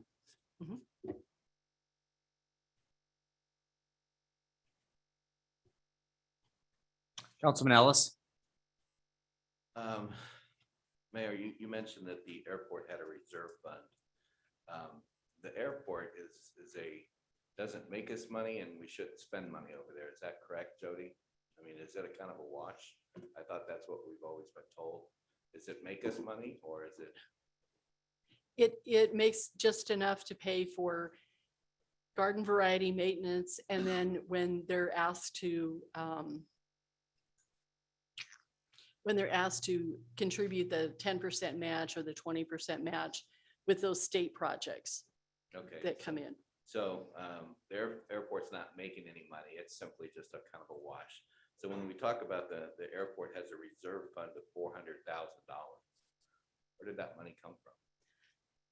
I believe, and don't quote me, I'm fairly certain that the number is $286,000. Or was it closer to 300, Brian? Went over it. It was on that sheet. It just went over. That was contributed, that amount was contributed by a citizen for the hangar, for the FBO hangar. That's 300,000. That's 300,000 of it. So They- we had they were- 300,000 given to us as a donation. Yes, So where did the other 100? I'm just trying to figure out where's the airport come up with money other than the city giving it money? correct. The other portion is the airport itself was the recipient of CARES Act dollars specific for the airport. They were reimbursed. Okay. There was a $69,000 Yep, I amount remember that one. came. There were Yep, two of them, right? yep. And there's a third coming. It's what? And there's a third coming, A third CARES Act coming or something like that? Mhm. I guess. Okay. Councilman Gibson. Okay. Go ahead, Councilman Ellis. My apologies. But they make money on fuel, but the city doesn't make money on fuel. That money that's made on fuel goes to the light ops, right? I mean, it all comes back and nets out in the airport fund. Oh, it nets out. So it Yes. comes in and then goes back out over there. Not 100%. Not 100%. Not 100%. Right. We So if it comes in, we're making money off the airport. That would be that's how they're paying for the maintenance that they have out there. Okay, so it comes in and then goes out as maintenance As on the maintenance. airport. Okay. Right. So it's Or- still a or- wash. I'm just trying to get an understanding. Yes, or large capital projects, like Jody said, contribution. Next question is the very front cover page. Mayor, you had property evaluations declined by 3.67. Did you find that a little hard to believe?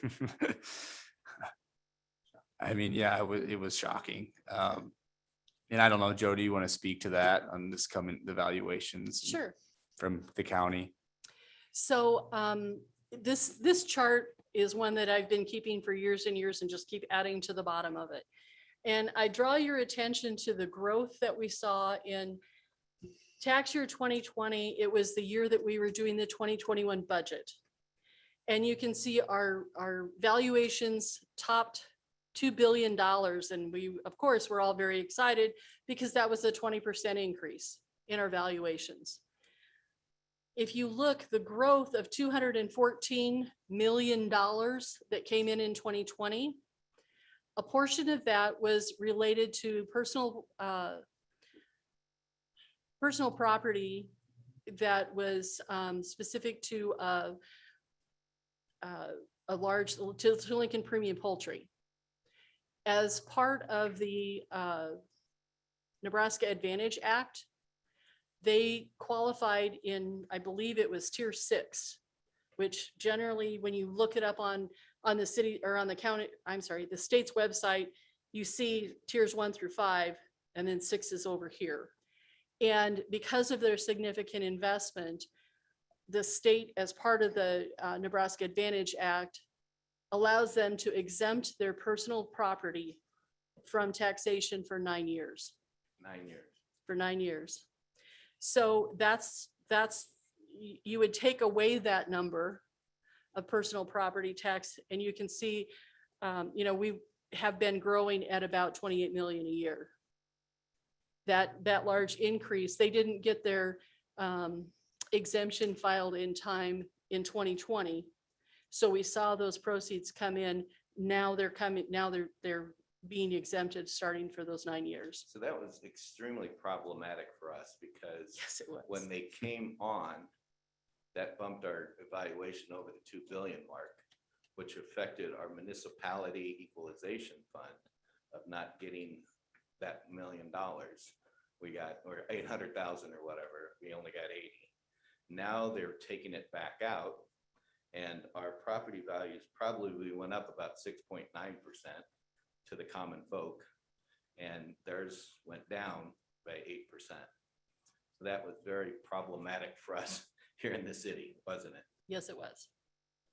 Because we got hit on the municipality equalization and now we're getting hit with not at the amount of taxes. So it is frustrating to see that. I figured this out on my own by calling and doing research, but yeah, it is very frustrating that we took the hit in both directions. The Immigration Defense Fund. And also just a minute, it's the Imagine Nebraska. So it's the following is the Nebraska Advantage was the first one. And now Imagine Nebraska Act is the second one. They'll have their option of either sticking with the 9 years or going with the Imagination. Yes, exactly. They'll probably stick with the one they got. They It's a probably pretty good one. will. Pretty good. Well, because I think Holstone will also qualify now again under the Nevada. So how much are they going to reduce? I don't know, but it will be a hit again. It hit again next year? Because it's unfortunately, when the state does this, they penalize us, and it's nothing. we That can was do. my It's a question to mandate. this Department of Revenue today is, Yeah. we sure like we took a hit today. We did. Was there any feedback? Is there any help on us? And they said no. So we're on our own. Yep. Immigration Defense Fund, like you said, $750,000 for 3 years, 2.2 million or whatever. That's a bucket that's gonna run out.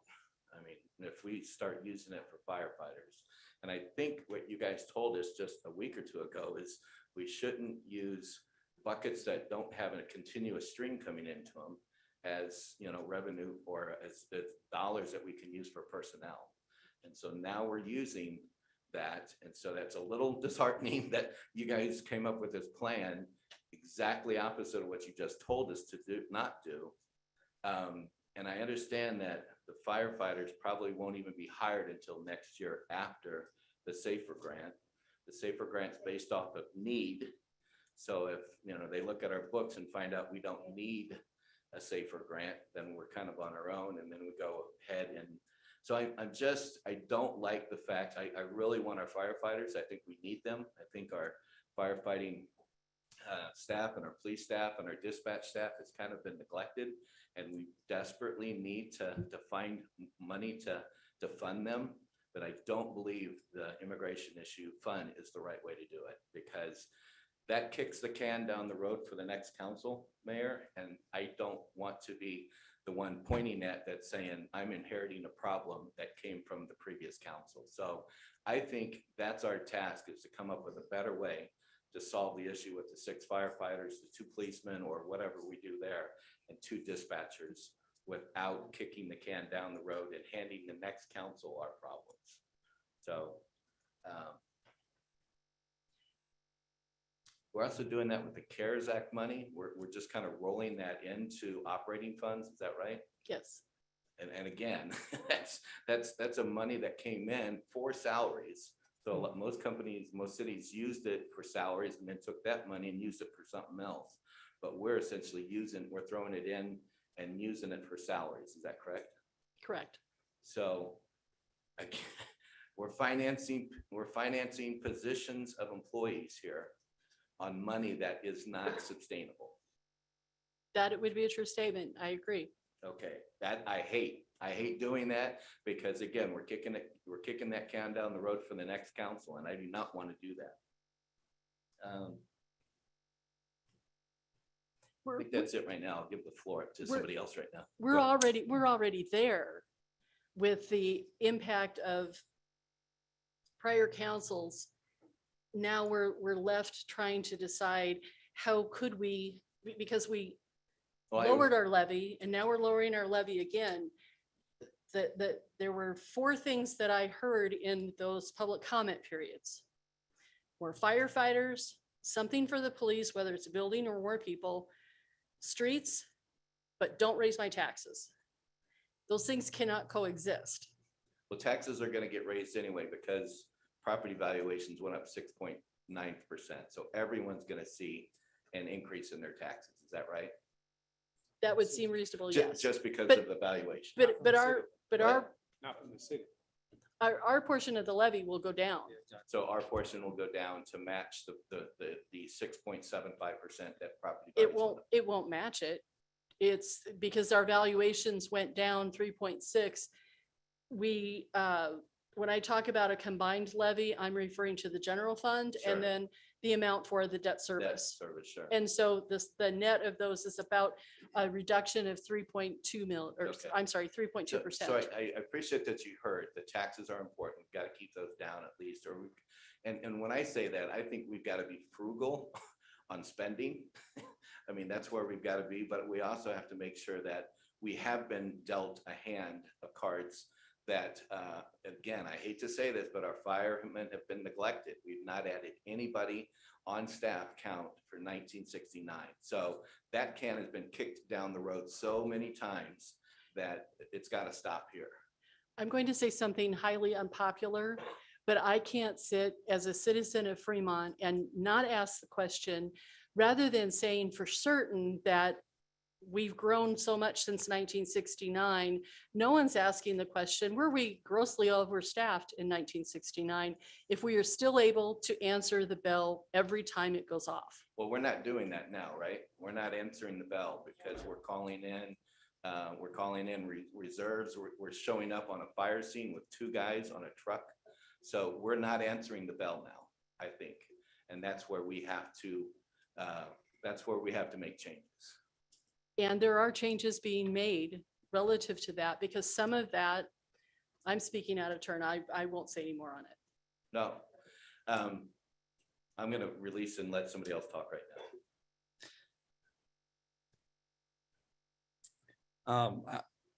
You know, my goal is that in this budget, and was clear with what I said to staff, is maintaining the levy.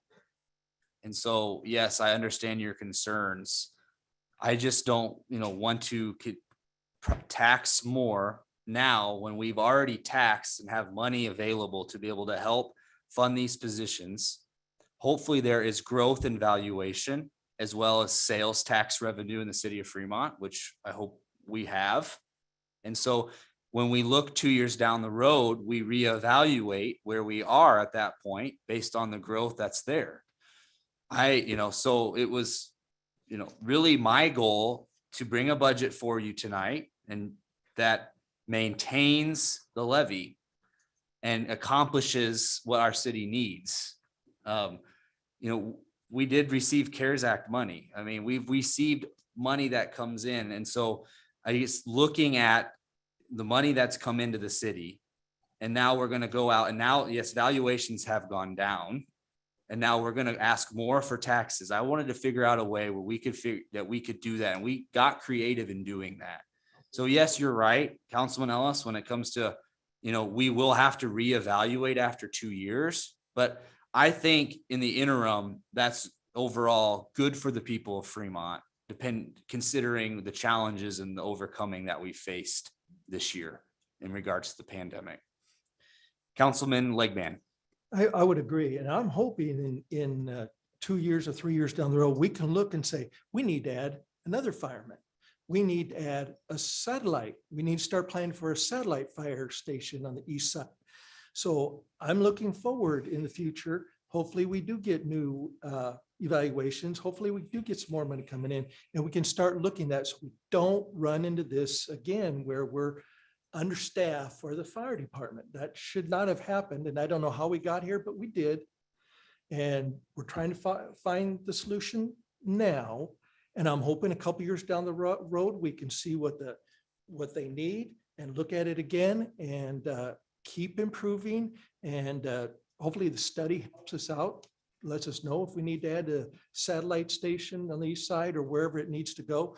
So I'm hoping this study helps us, and I'm hoping for good evaluations in a year, couple of years down the road, that we can help solve these problems and not let this happen again. Councilman Yerger. I wanted to just tail on Councilman Ellis's discussion and Jody's discussion on the taxes, because certainly I've gotten a lot of calls from the public who said, my taxes didn't go down. My property values all went up, and they went up in some cases a whole lot. And some of the commercial businesses downtown went up as much as 30%. And now to, in essence, be a recipient of the, I don't know if I call it the economic benefit created by the state to a few, they're going to get significant rollbacks in what they have to contribute. We gave a lot of these businesses TIF.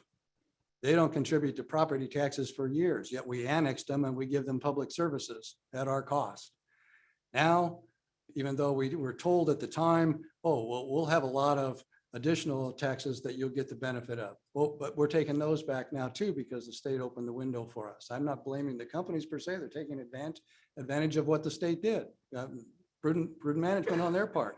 Point is, we're the recipient of all of those impacts, and they don't help us run city government. And that, I think, is something that I don't think the public understands when they look at that and they say, our assessed values didn't go down. And the big corporations that got our TIF, they're not the only ones that applied. There are a myriad of companies in this town that applied and took advantage of that and drove what they're going to contribute to our property tax down. And we're making up for all of that. So if you're looking at good corporate citizenry, they're taking advantage of what the state offered. But at the same time, we're asking the public, in essence, to sort of make up the difference as we try to work through all of this, stepping through the landmines in the budget to try to fit it all together without the resources we would have otherwise had they not done that. It was a revelation to really understand what was happening when we said everybody's assessed values are going up, and you all come back and say we're going to get less revenue. Nobody added that up and said that's not possible from what we see as, residential property owners. And so having some good clarity on that would certainly be helpful. One of the things that's in here, and so I want to get some clarity about just one example. So when we look at the law enforcement center line in the CIP, it shows initially at $10 million, and $3 million are going to be bonds, and $7 million are going to be something else. And then when we move over to 22 and 23 and 23, 24, I no longer see bonds. I see sales tax and reserves being the payments for these. Is there a reason why we lost the bonds designation as we moved across the columns? We will be issuing bonds. That's what I'm hearing in this schematic. And does that mean that we have to go back to the public for another bond issue, or we're just going to issue bonds? So the descriptor that you see there, the funding source is PST. And I put that on there by mistake. Those were public safety tax anticipation bonds. At that particular point, late in the project like that, we would go straight to issuing PSB public safety bonds. Those would not require a vote because we are not imposing additional tax. Okay. And the reason that I wanted to ask that tonight is to help the public understand. When we addressed law enforcement center at the ballot box the last time, the public got a chance to vote on payment of a law enforcement center through bonds. Not going to get that this time based on these proposals. You had your say, you voted down 29th in Lincoln and $18 million worth of bonds split between county and city. And so now one could perceive this somewhat as to, and believe me, I understand we need police department facilities as much as anything, but this is kind of an end run around the public about what they voted on, which troubles me in that regard, because they're not getting a chance to weigh in this time. And they're not going to get to weigh in necessarily on the study that we don't hear. And I'm wondering if the city has heard anything preliminarily about the study and what the proposed plan is going to be with regards to, are we close? We're a month away. Surely they've been giving the city some sort of inkling as to where we're going. We got a draft this week from Prohaska. I haven't looked at it yet, but we got a first draft. Oh,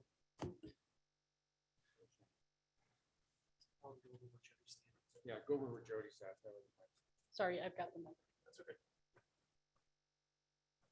Shane Weimer, Assistant City Administrator. I had a meeting today with Prohaska and Associates in reference to their preliminary findings. He wants to go back and clean it up. He wants another 2 weeks before he wants a final draft, but he's getting close, I guess, for lack of a better term.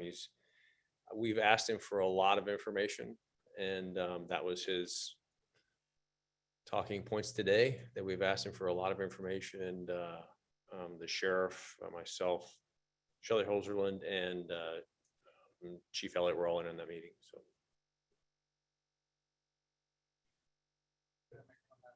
yeah, go. In looking through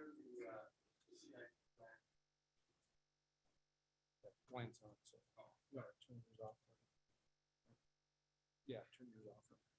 Oh, yeah. So I just wanted to point out one other thing, and it's really a question for Jody or the rest of the staff. As I look down the list of priority project voting, there's A, B, Cs, et cetera. One would expect that in most cases, the A projects, which are in essence urgent, versus C projects, which are desirable, to sort of fall in the matrix as you walk across the page, recognizing urgents first and the others. And in some cases, that's not what I see. I see Cs being done before As, and I'm wondering, why on earth would we have that array in what we're doing on some of these projects if we're not going to fund the A projects till we get out to 24, 25, but we're going to fund some of the C projects as early as 22? That didn't make any sense to me. I mean, if we're going to code them as the priority, and of course, at some of those things, we voted at our council meeting on some of those priorities, et cetera. And so they kind of lined up with some of what was in here. And now we're not following the coding that's here. And just curious as to why we might have done that. Dan, do you know, have we updated this after we went through it, or is that? Some examples might be where it is a priority, like a replacement cycle type thing. It's just not due for replacement quite yet. So when that time does come, it is important that we replace it at that point in time, but we're just not there yet. That may be some examples of why you see some of the A's in the outer years. The street projects were in that list of things. Somewhere. That kind of thing. So just curious as to why it worked out that way. Probably needs to have some attention, I would think. Okay.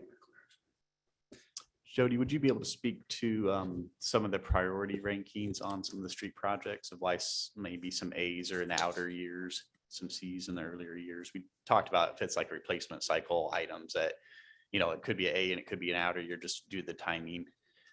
So there's actually conversation about, we can't do all the A's in 1 year because one, we don't have the funding. And two, there's limited resources to actually work through all of those projects. So these are things that need to be done.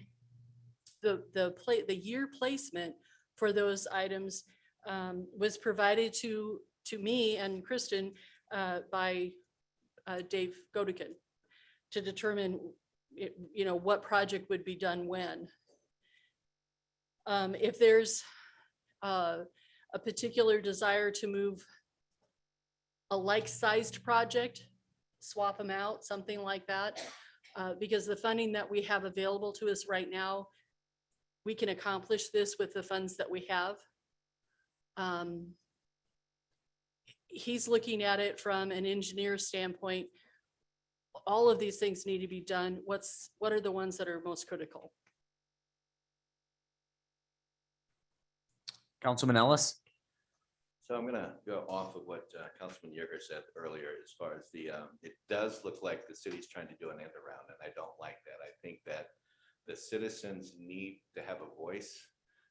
Columbus went back to their taxpayers and said, look, we need a new fire station, a new police station. It's gonna cost $16 million, not gonna cost you a cent. We just want permission to continue to use the sales tax that's coming in to pay the bond. And that's all they did. So I think it's a good gesture for the city to say, this is what we're gonna do. And I would actually encourage our city to, maybe you said we're gonna just do $3 million bond. I would like to see the city get more in the avenue of using our sales tax, public safety money to pay for a bond, so that, you know, there's no increase. And so next time when we need a new facility, you know, just like Columbus did after 20 years or 30 years, they said, okay, it's time for a new facility. Let's do it. And we've got this stream coming in to do it. And so I would suggest maybe instead of 3 million, maybe we look at a larger portion, whatever we can use to, you know, to keep the payment down, so that we're not causing any more taxes, but we're simply using the sales tax that comes in. So public safety, we get about, you know, $2.2 million a year, something like that on public safety for sales tax. Sure. So, But do you understand that it also is going to actually property tax relief for in the fire department and in the police department?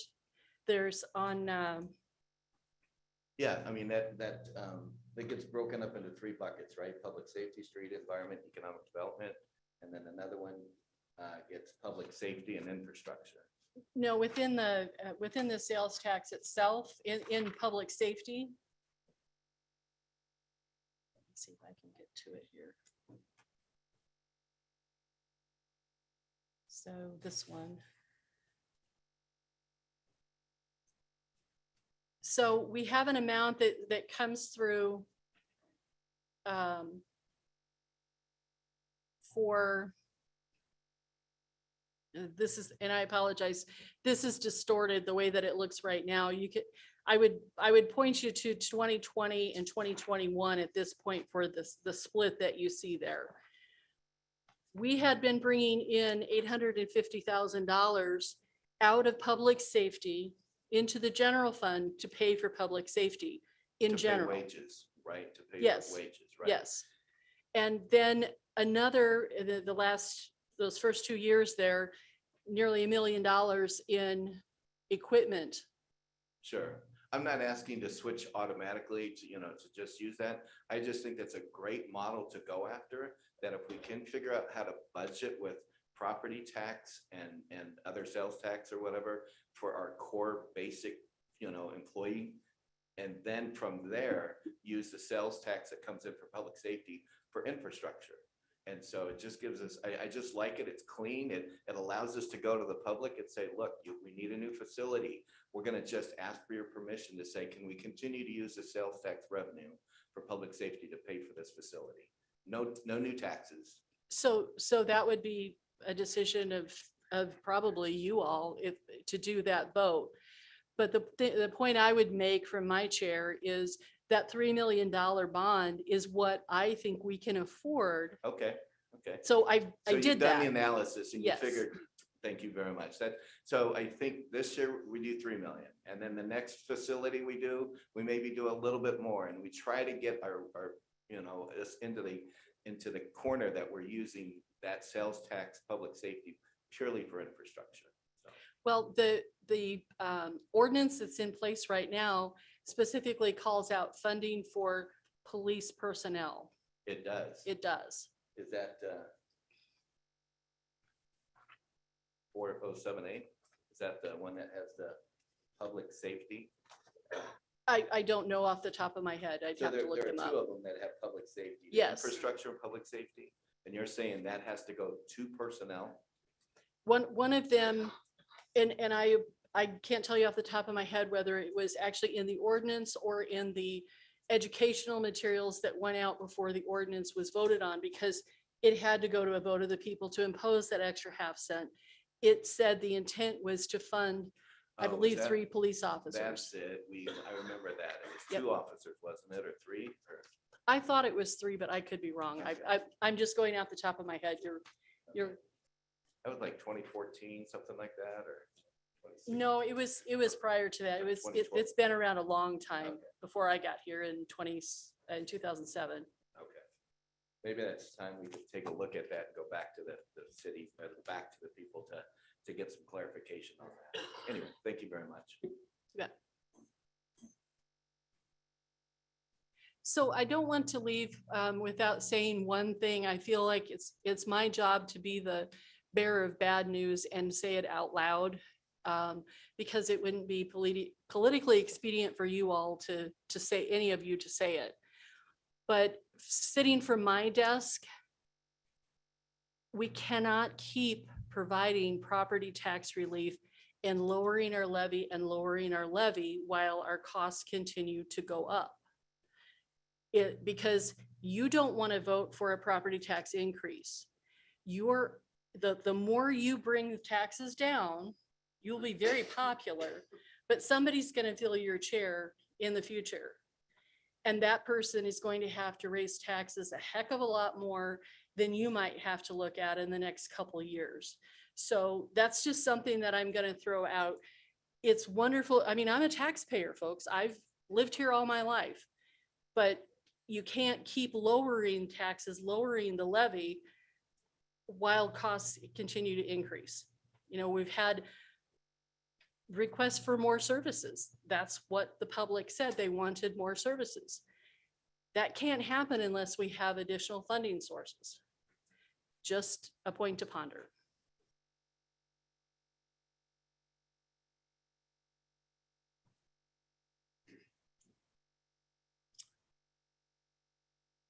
Thank you, Jody, very much. Is there any other final questions? If there's, Councilman Yerger? So I just want to ask, as we move on through the next rounds of budget cycle, are we anticipating that there was a large document in our packet tonight? I don't know if anybody was particularly ready to discuss that. I don't know if I was necessarily ready to discuss that. Are we going to discuss that document in detail? And will the public have an opportunity to discuss and weigh in on that document in any of these future meetings in detail? Or was the expectation is that's the document, we'll clean up the numbers, but that's the proposal and that's what we're flying. There's a required public hearing, correct? The On budget? September 7th. That's scheduled for September 7th. And we'll be going through this document that we had in our packet page by page. I mean, if the Well, as public, to if the the public extent has to the extent that concern, the council has an appetite to do any discussion on various pages of this document? Or no? I'm not prepared to go through page by page by page because we've done that with city staff.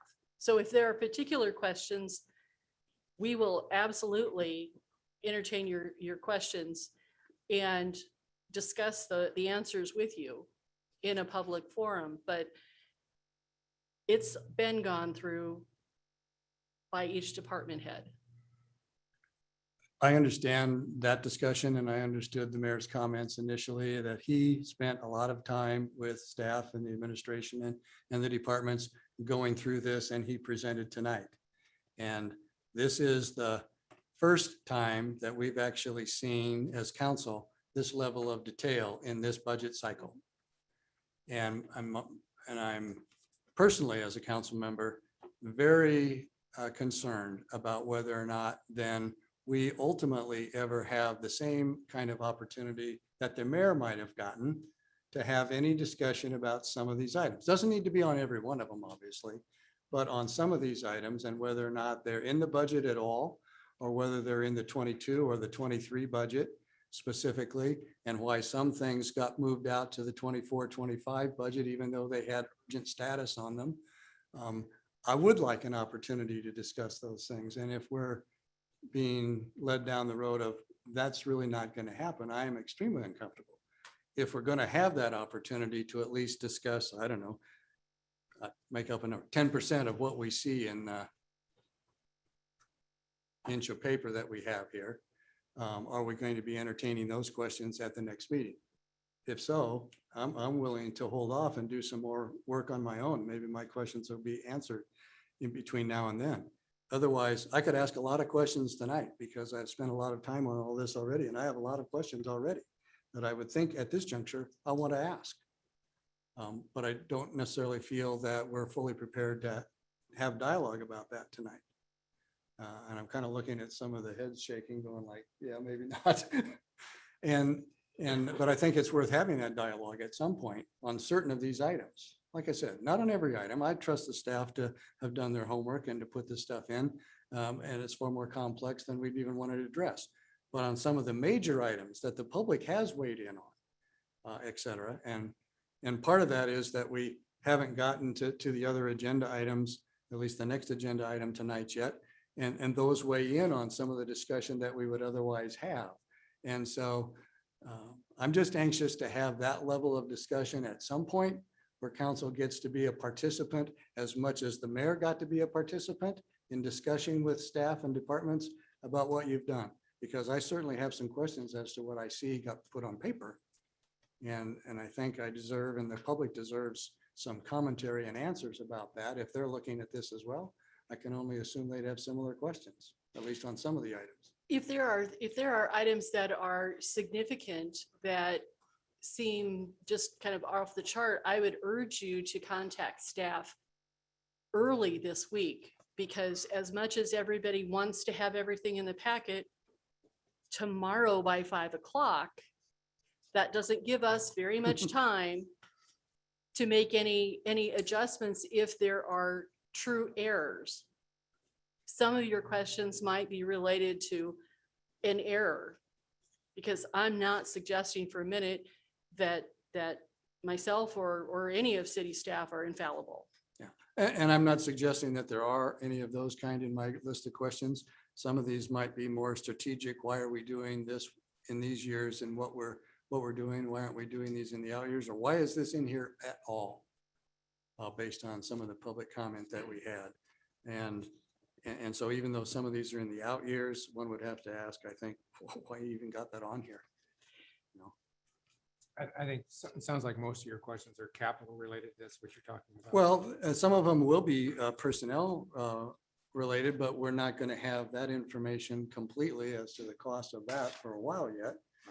But I do have some questions about what you've said you have incorporated thus far as well on some of the sheets that we were given tonight, because some of them look kind of odd in the scheme of things relative to the amount of increases year over year in some versus others.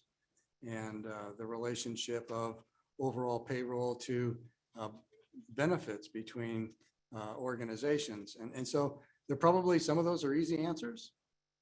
Maybe some of them won't be, but I think, in my opinion, that they're at least worth asking.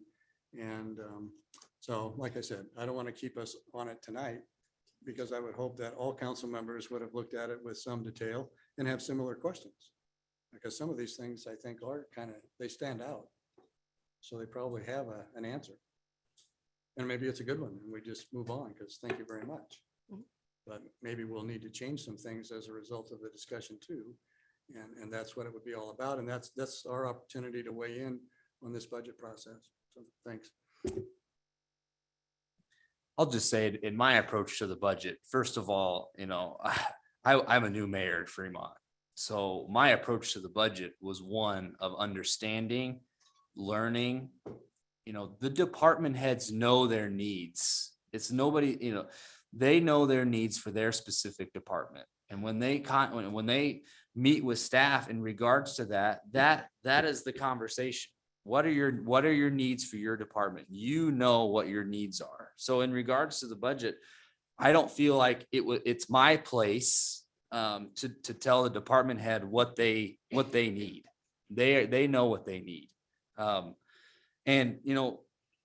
Staff has been more than willing anytime I had a question to ask, and it always answer promptly and help understand the process. And so really Councilman Yerger, that's been my approach. It's to understand and learn from the department heads as well as our finance department and and know what the needs are in the city based on those conversations.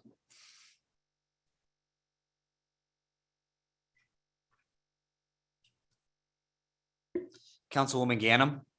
No, thank you for the presentation. I know I'd sent a list of questions earlier, just hoping that they would be answered during this session, and most of them certainly have been, and certainly want to commend you for the time and effort, and certainly our mayor has worked very diligently as well to address many of these concerns too. Could you answer, I was just looking at the budget, and I suppose I can go back and count up. How many employees do we have? So you would find that on those, they're called the executive summaries, but they are included in your packet. So it starts out with the city employees. Right. So the total on the city side, the FTEs, full-time equivalents, is 179 and a half.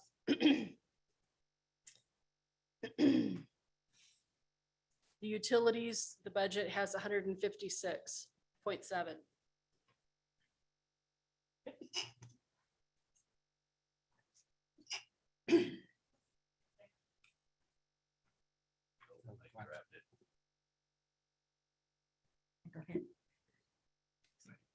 And as I understand, we do have an increase of 6 employee then.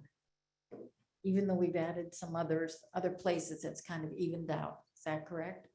Overall, by adding 6 firemen? No, the 6 firemen, that is the extent of the. That's what I meant. Yes. Mhm. Okay. On the city side. Right, on the city side. And like On the almost- city side, I know utilities. Yeah, like almost nine on the utility side. Okay. Yeah. I was referring just to the city side.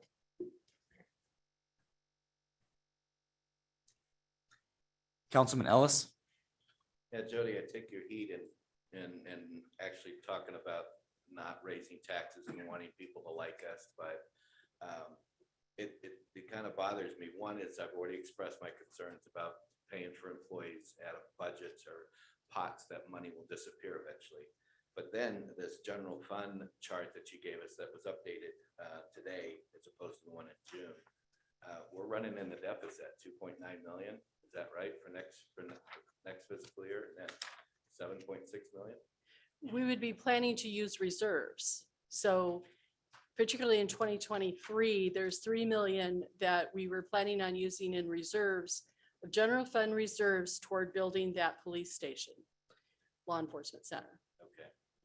So in 2022, we're running 2.9 in the hole, right? Yes.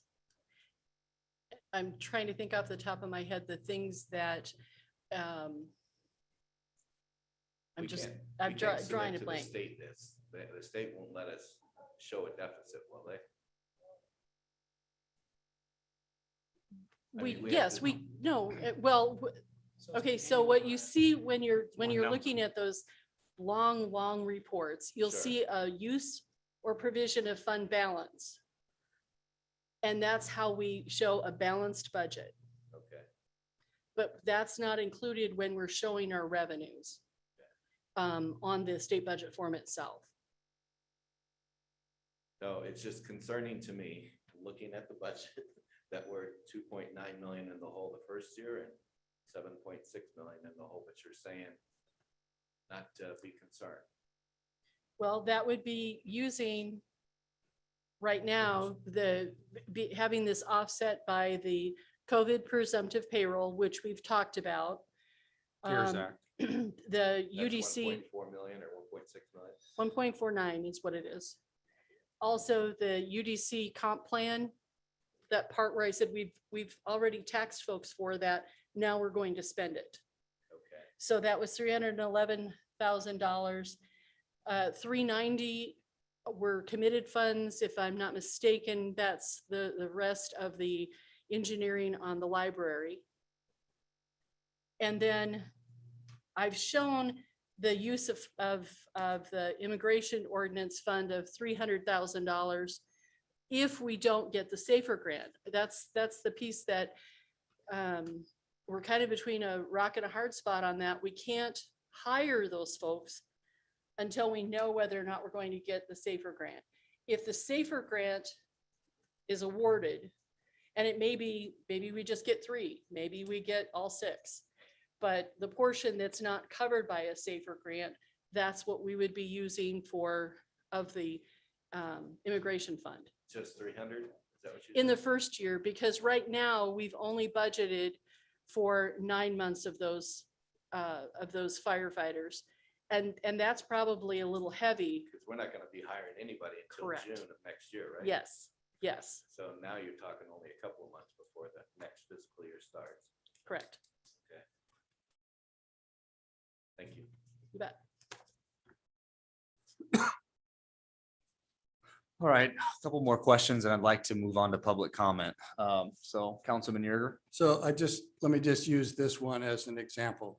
So I'm looking at I'm back in the police departmental budget, and also followed by that one is the animal control budget. And I'm assuming that the police budget in years past would have had a officer doing code enforcement as a part of the police department because we didn't have animal control. Correct. So in what I see in this one, police headcount and wages, et cetera, would have gone down in this report because I assume it's in the animal control report now. Three animal control officers. Right. So A portion, a portion. because they are split 3 ways according to the Functions. police I chief. understand. Yeah. So as I look at the animal control report, for example, and this is why I think it's important for the council to consider, are we looking at all of the potential wasteful spending that we might have? And are we redirecting those resources to firefighter headcount or other kinds of things that we could spend? So I look at the animal control budget, and in totality in 21, 22, we're going to spend, according to the departmental budget, $389,240. I know that the animal control contract that we originally received was $227. So we're going to spend $162,000 more than we needed to because we went down this road. Was that prudent spending on our behalf? We could have got it done a lot cheaper. And when I look down that column, I do see there's $200,000 in, and I assume that's for the Forever Home contract that was really $190. So we've rounded up, but there's $78,000 in other capital outlay. What is that? Other capital, okay, so that actually, that will, Dan, I've forgotten, what's the number for animal control? I'm trying to find it on my 1410. Thank you. Oh, this is revenues, right? Yeah, page 12 of that expense.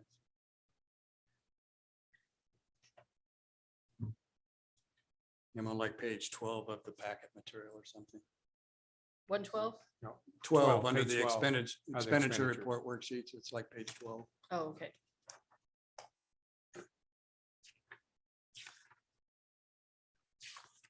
Or 84 of the whole packet. Yeah, because I'm past it. Thanks.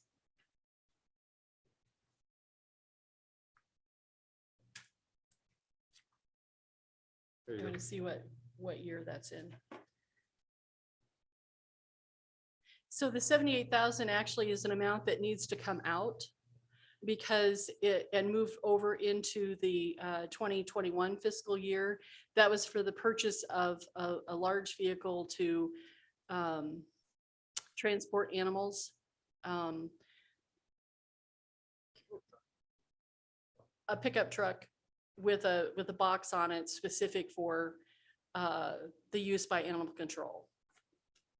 My understanding was that that vehicle for CSOs was donated. Was that not correct? No, we bought. the- 50,000.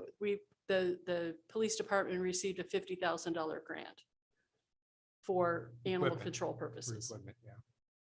But we But bought the the box. equipment from- was not donated. Right, just 50,000 for donation for capital items. And then we bought the box, I think, for 50,000 from Nebraska. The whole thing was Maybe Shane knows. 28,000. Okay, 28,000, okay. So you're saying you're gonna move that, you're gonna leave it in, but you're moving it out a year? No, no, no, we're going to move it into 2021. So that was purchased this year, Oh, and instead of 78,000, it's 28,000.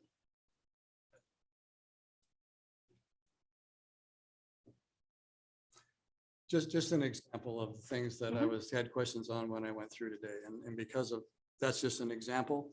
And one of the things that we charged you to look at was ways for us to fund some of these other things. And looking for how we spend our money as a way that we help pay for those.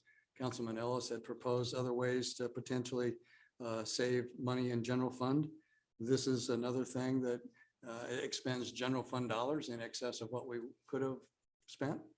And when you start adding those up, they help pay for some headcount. The other thing that I don't see in here, and it'll come up, I assume, on the next round of, so I maybe should wait, but there's been no discussion in any of this so far about dispatch. Will that come up in the next agenda item? I have the dollar amounts proposed for dispatch, but Okay, then I'll just wait because I don't want to get off agenda. So thanks. Thank you, Jody. I appreciate all your work and staff. And so at this time, I'd like to open it up if there's any public comment. Right now in regards to this item, this would be the opportunity if the public wants to speak. Have up to 5 minutes. yes, yes. Oh, you gotta move that mic. Thank you.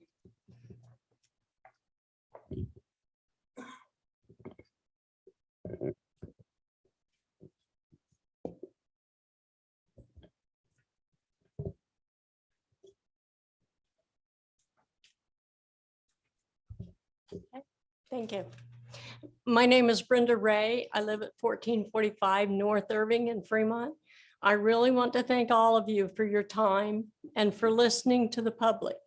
It does disturb me that it took public outcry for you to recognize that we needed more people in the fire department. To me, that's something that all of you should have seen without public outcry. That has disturbed me. I do want to thank Jody for this financial thing. It has helped me understand, and I do appreciate it. I want to oppose taking anything out of that immigration ordinance fund. The public has fought City Hall twice to even get that ordinance. And with the, what I call illegal aggression down on our south border right now is not a good time to take any money out of something we have fighting illegal immigration. That's the main thing. I just don't think that needs to be touched because I have a feeling the people in this town will come up again. There will be another petition, and that cost us all money besides costing a lot of hard feelings since we had to go through it twice to even get it. Thank you very much.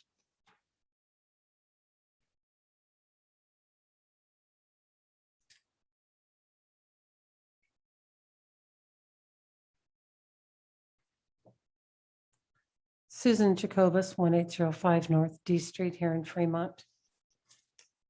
I listened to what you had to say, Mayor Spellerberg, and I also read through it. I echo what Ms. Ray had commented on.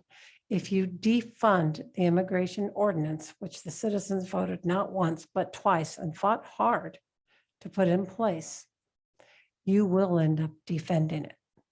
And then you won't have the funds.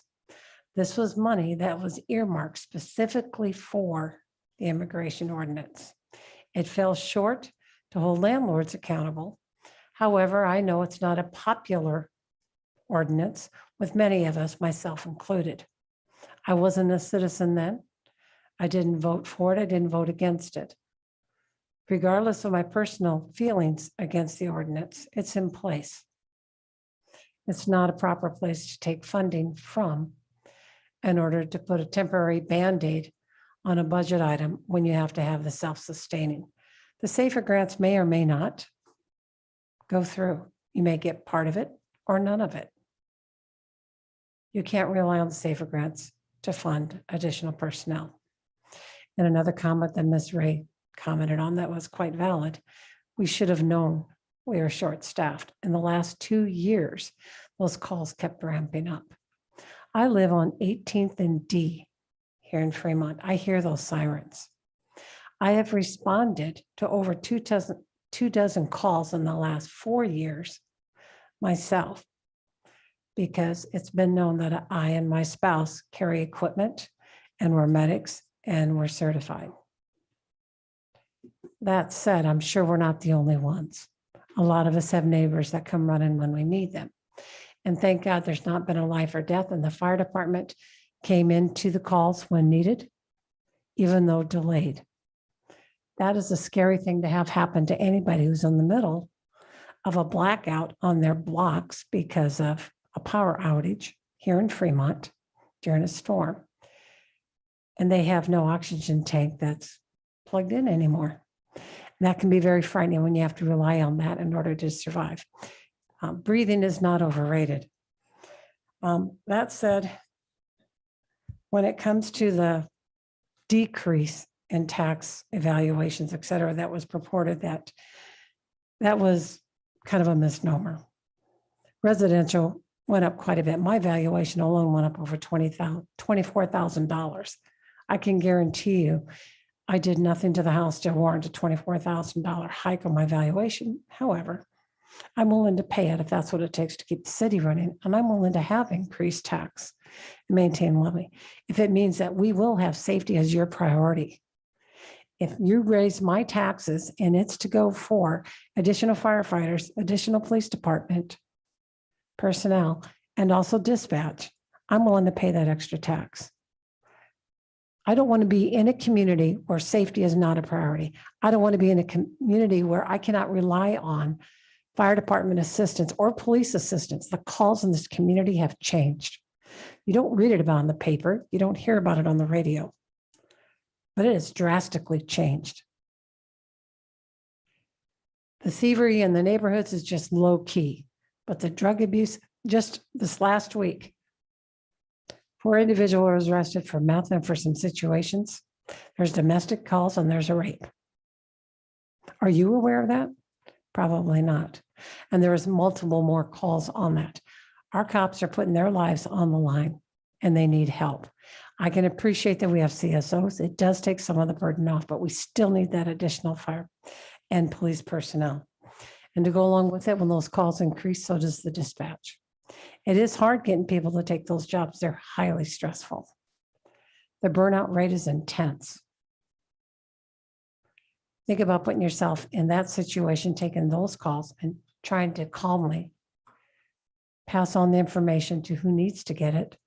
And then also calmly talk to the person on the other end of the line. Having been in that boat, it's not easy.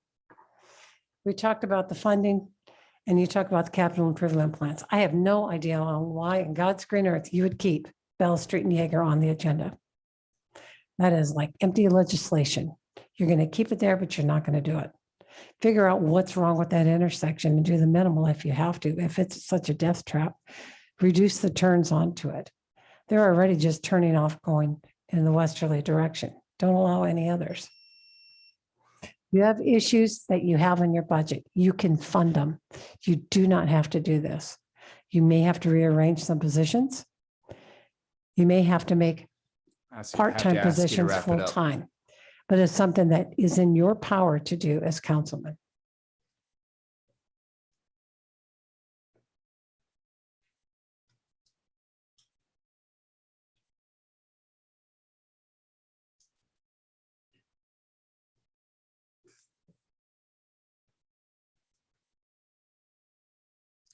My name is Gene Schultz. I live at 2306 Gene Drive, Fremont. In the past few weeks, I have said that I think the number of firefighters should be increased to ensure public safety. Fire and rescue calls have increased 5-fold in the last 52 years with no staff increases.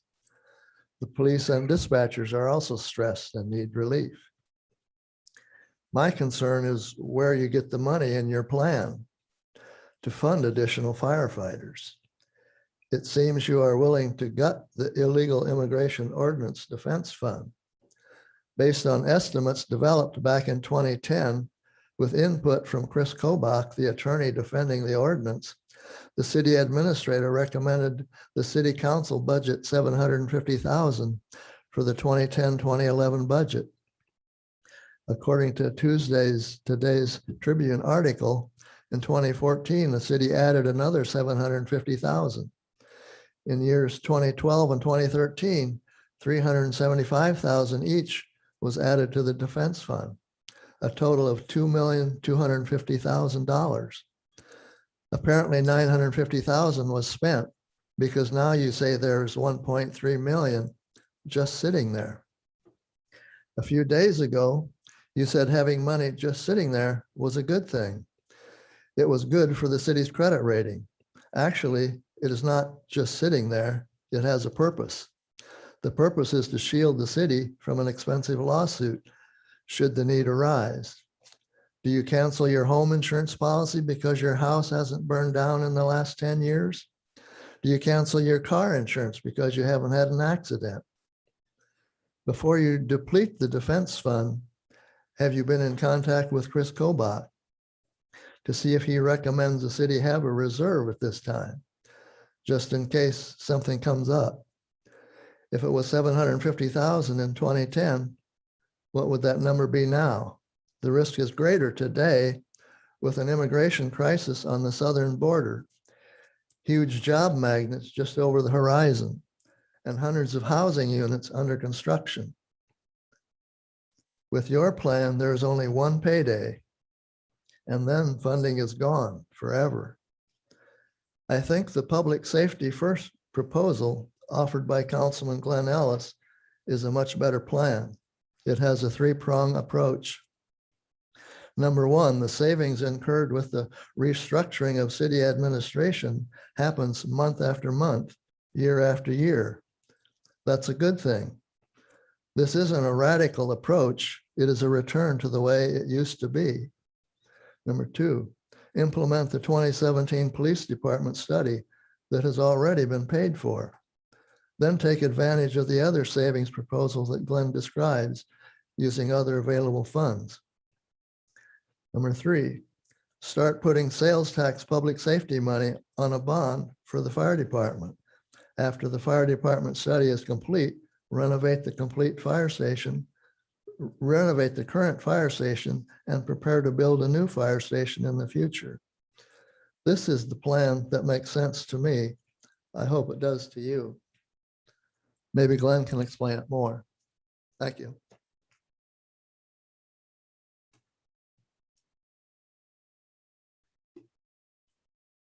Jim Jackshaw, 1731 North C, Fremont. For your information, the valuation on my house increased. I'm also going to pay more taxes. So I disagree with the mayor or whatever he referred to, that the valuation went down. I checked well over 100 different properties online. I've lived here all my life. I wrote down addresses. I know lots of people. I went all over town. Not one property decreased in valuation. They all went up, and they all are going to pay more in taxes. I'm going to go to the next item here. I am opposed to diversion of funds from the Illegal Immigration Defense Fund. With all due respect, Mr. Mayor, you gave no reason why you wanted to do that. No rationale, no logic. You told us you were going to take the money and spend it over here, but you didn't say why you were going to defund it. I don't even know if you can legally divert those funds. I want to go to the next quick item here about the police, funding police and the attorney, the city attorney. No offense to the attorney, but my suggestion is that you fire the city attorney and that you hire a city attorney put it out for bid, and you pay the same amount of money that you pay like-sized cities in Fremont. And from my research, it was approximately $150,000. I've seen figures from $350,000 on up for city attorney fees for the city of Fremont.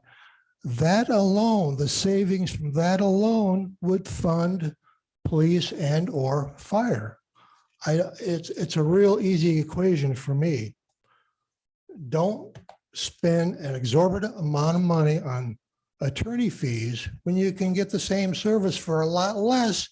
You divert the savings into what the public is telling us to hire police and fire. Real easy. So City Council, you are the most powerful people in the city of Fremont. You are the mediators between the public and city management. City management puts a lot of time into figuring this stuff out. That's a given. But this is no different than a husband and wife sitting down at the kitchen table going, we need to fix the plumbing or we need to get a new car. The city, you've simply got more expenditures going out in many different directions. Please, I respectfully ask you to exercise your due diligence and wisdom, and your vote affects millions of dollars, millions of dollars. Thank you for your time.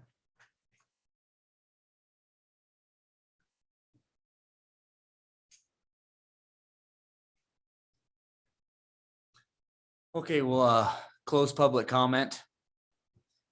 And I'll just finish, again, I want to thank staff. I presented my budget tonight.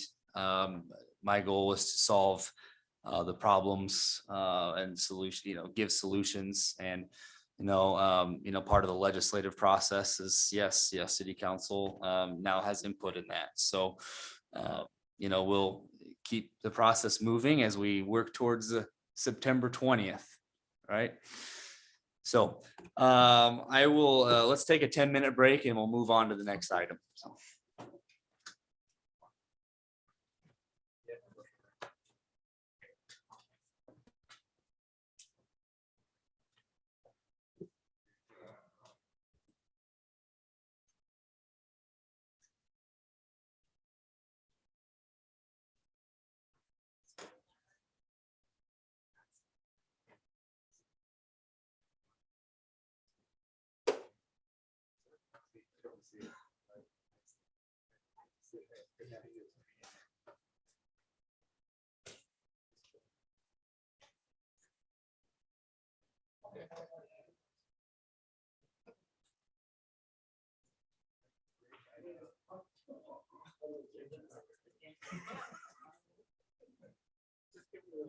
I'm gonna go look at your.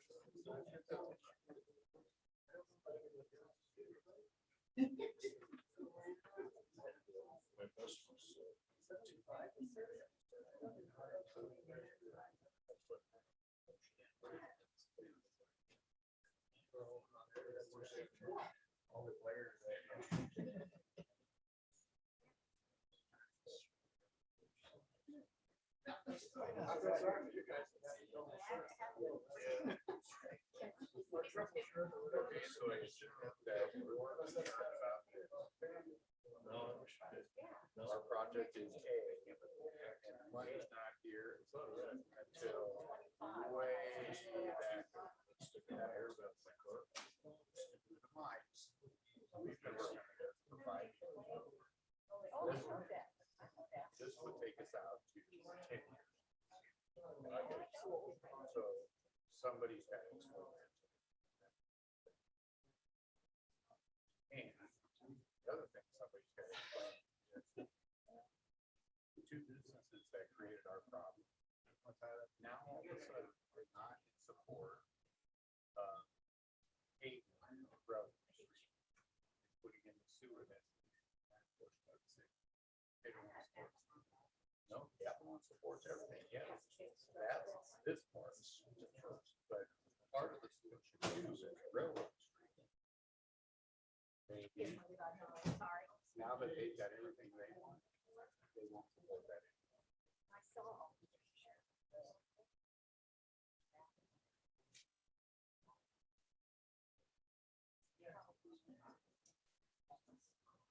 Well, the good news is I talked to Brian, and he said, well, he was concerned as well.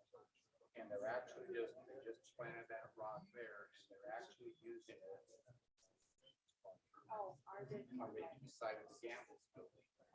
So those four neighbors are probably, because they actually went to grow by it, they raised that ground and so whoever is next to them.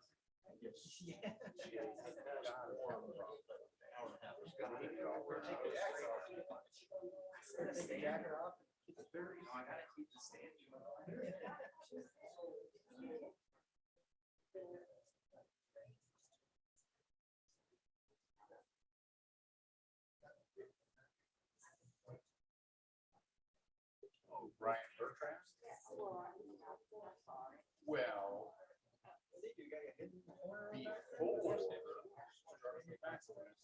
JNR Construction, those two ditches probably managed it. Today, those two ditches. Well, the one on our side is kind of there. The one on the other side,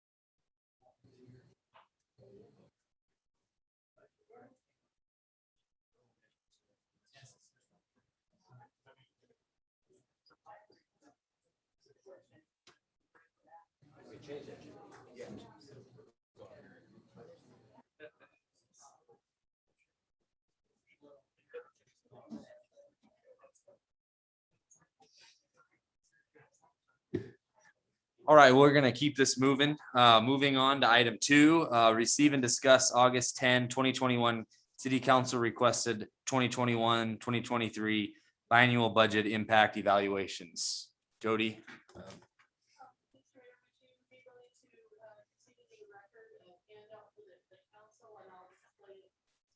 Okay, motion to receive, Councilman Yerger.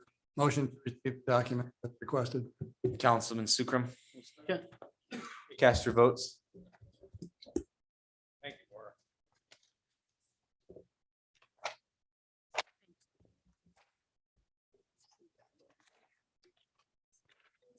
Well,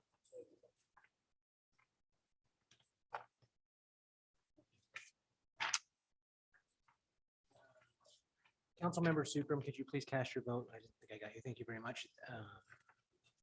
Motion carries 7-0, Mayor.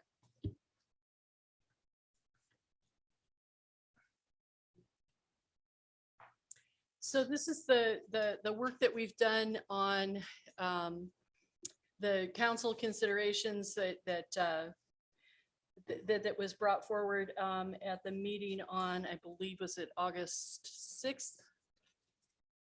If I'm not mistaken, as we've discussed, the personnel modifications in number 1, well, I'm calling them tasks 1, 2, 3, but number 1 specifically, the personnel modifications 1, 2, and 3, we are having a study conducted by Capital Concepts, Paul Essman, and he will be providing those comparabilities for those position titles that were asked for. My understanding is the plan is to have him available at the council meeting on the September 7th. So moving on to the infrastructure modifications. The request was to replace the present police station project displayed in the July 19th, 2021 Planning Commission CIP by determining the budget impact and required funding source options of updating and or replacing the police department building at its present location as proposed in the city's 2017 study with a presumed cost estimate of $10 million. That is what we've put in the budget right now. And I've shown the ways that we could possibly pay for it. We've got 5 million in general fund reserves, 2 million in sales tax public safety reserves, and 3 million in a public safety bond. That's what was requested. That's what we've provided. Currently, at a $3 million bond issue, we could use the future sales tax public safety revenue to offset those bonds, to repay those bonds.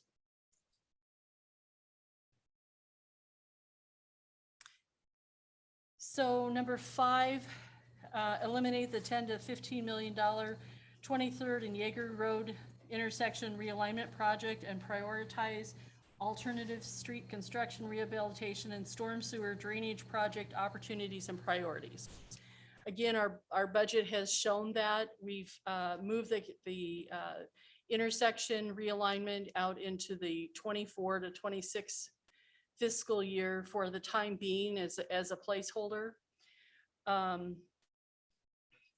priorities, as I mentioned, the priorities on the rest of the street funds have been set by the Public Works Director based on his understanding of the street projects that are in need. I would anticipate that he would be at the next meeting, and, you know, if you'd like to discuss with him why this and not that.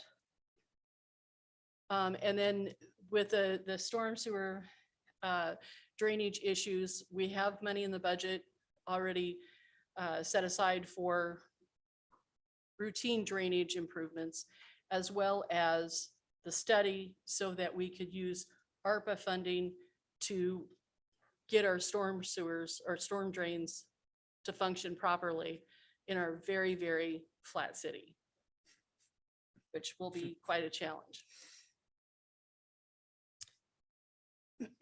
Number 6 was determine the budget impact, alternative use of fund options if the $4 million airport taxiway project was eliminated altogether, postponed for 2 or 3 years, and determine the impact on item 4.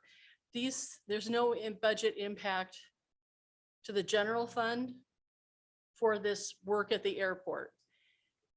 90% is money coming from the FFA, or I'm sorry, the FAA through the state, and they approve the project. They're not just giving us, it's not 4 million, but it's 90% of 4 million. They're just not giving us $4 million to do with what we want. They actually approve and offer up a contract for that project. And the other, the 400,000 would be coming from airport reserves at this point. We're not anticipating that there would be a draw from general fund for that purpose. So it has no impact on any other project within the city. Either they have the money for the match or they don't.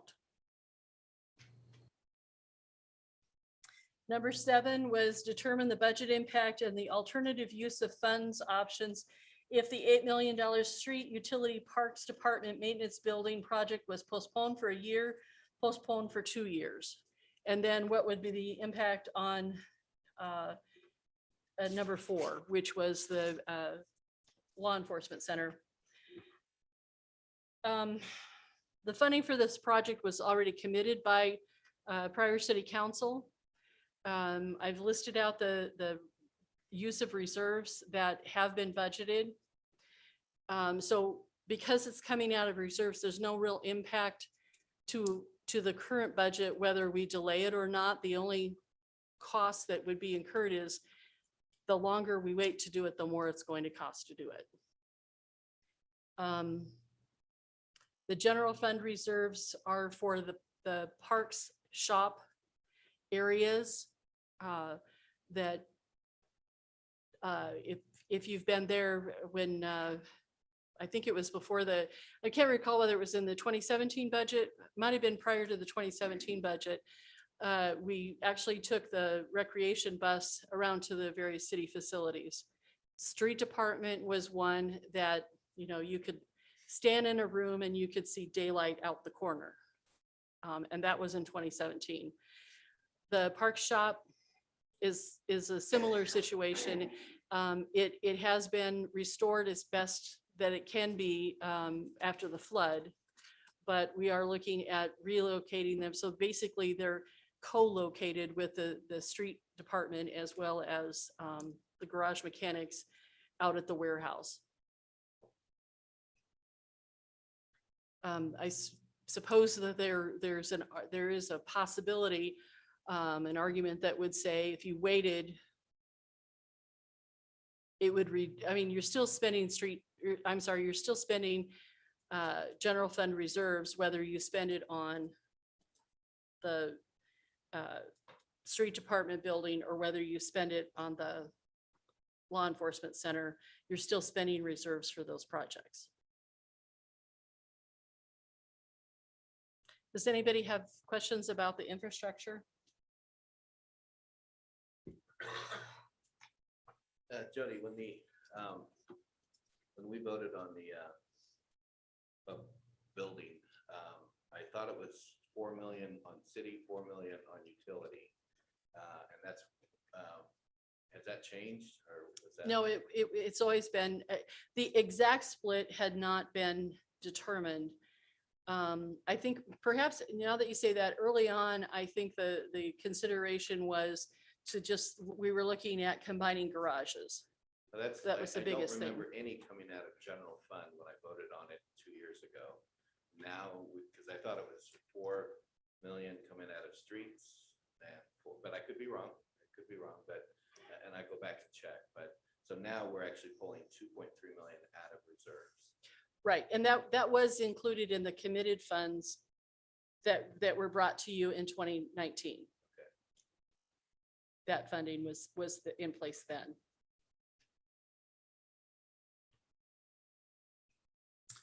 Councilman Yerger.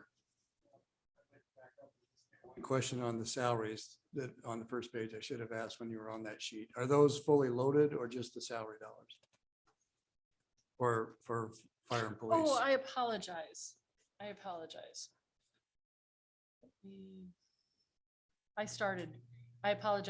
I didn't start with number one, number Well, one on okay, the list. So those are fully loaded with benefits and equipment as needed.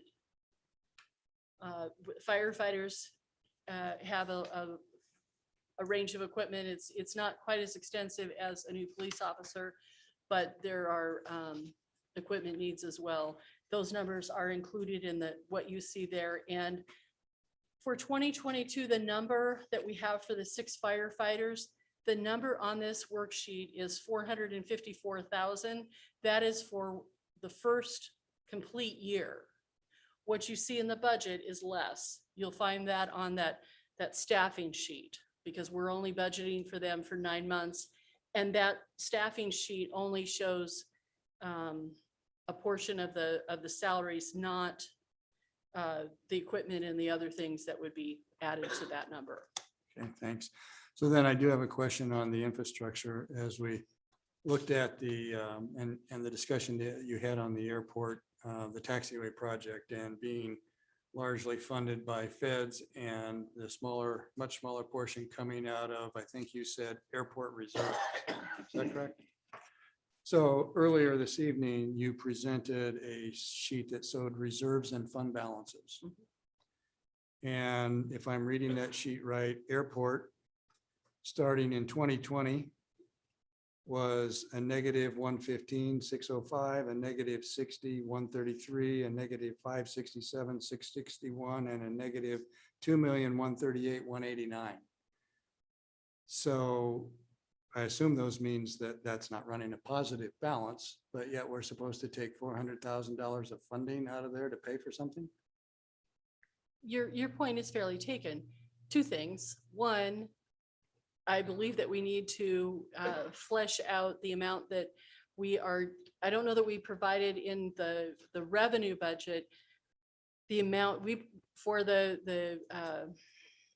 airport, or the apron project, excuse me, the apron project and some of those other federal projects that have recently been done. I'm not sure we accounted for all of the state funding that we paid for it, then they pay us their 90%. I'm not sure we've got all the revenue in there for that.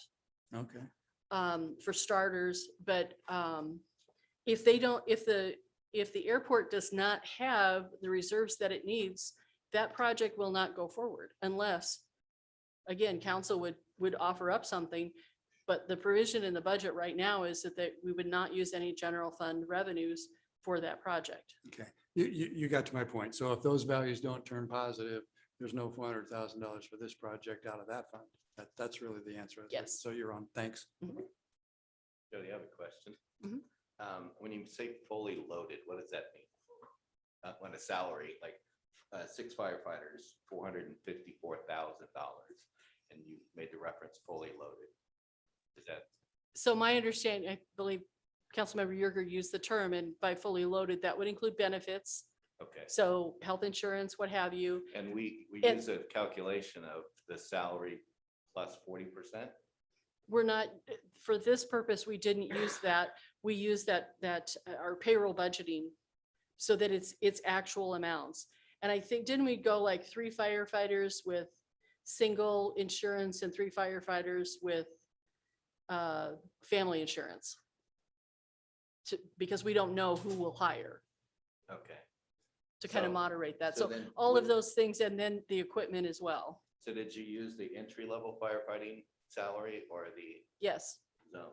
So an entry-level firefighter makes 35,000 a year salary. And then, so here with 6 at 454, that's $75,000 a firefighter. Mhm. And I'm saying an entry-level firefighter makes 35,000 a year. So what is that $40,000 difference between an entry-level firefighter salary and what you're telling me is a firefighter fully loaded, 75,000? so one of the things that comes into play would be, this is showing what I kind of hesitate to get too far into the weeds with where we are with negotiations. Okay, so I can tell you that what we have for those particular firefighters is they are entry-level wages, and they are, I mean, do you remember that for a firefighter, we don't pay Social Security? The employer does not pay Social Security, but we pay 13% toward their retirement. So their benefits are typically higher than what you see So in. normally a taxpayer would pay 7%, the employee would pay 7.5. Now we're paying 13%. Is that what you're saying? Okay, so we're up 7% there. And then benefits, I mean, so you don't use the 40% as a general idea to figure out how much an employee costs. Not for this exercise, we did not.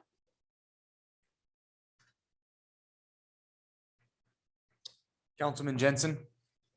I'll ask on that, Lane, does this money, does that include the equipment also? Because I understand a lot of that stuff is very, very expensive, and that might be why we're looking at numbers where salary might be less than half of what the total cost of a firefighter is. That's a one-time charge, capital expense though, right? Yes, and that's why you'll see that the number is actually less in 2023. Right, so there's a one-time capital equipment charge up front for every firefighter, but it never again. Not Correct. never again, but Correct. Mhm. And the same would hold true if we go down. As I said, the dispatcher, we've listed the cost of a dispatcher, and what I'm showing here is the city's 65% of 2 dispatchers, because dispatchers are paid through the joint public service answering point. And so the city would only pick up 65% of the cost.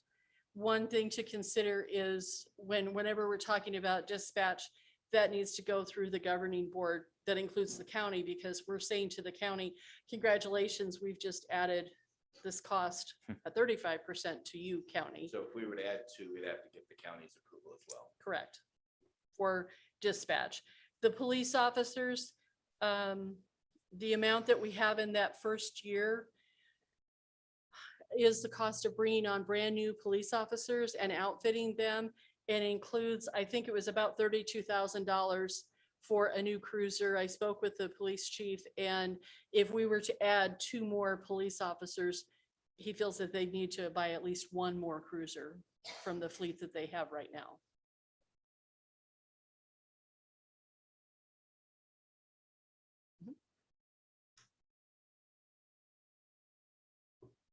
Councilman Yerger? So I just want to be clear. Originally, when we were discussing the headcount allocations that we thought were coming forward, it was going to be 2 police officers were being built into the budget by the administration. And the public was admonishing us to put 6 firefighters into the equation on top of that. But what we've really seen in the budget, I guess, the material that we didn't go through in any detail tonight, we didn't really put 2 new police officers in the budget. No, we did not. We did put animal control CSO officers in the budget. That's what we did. So, and I've always been a little confused actually how we did that last year when we didn't have CSO headcounts in the budget for last year, but somehow we hired them and paid for them, but they weren't budgeted in the first place because what we had budgeted was police officers and the jobs were open. And so now I thought we were actually budgeting for 2 new police officers, but what we're really budgeting is for the 2 CSOs that we already hired. Is that accurate? That's a true statement. Okay. Just trying to make sure. So the anticipation here, when we said, oh, the public wanted 6 firefighters and 2 police, I finally realized, well, we don't really have to account for the 2 police because the administration already built that into the budget supposedly. So we were only looking for compensation for 6 firefighters. And then we threw in the discussion about, well, what about dispatch?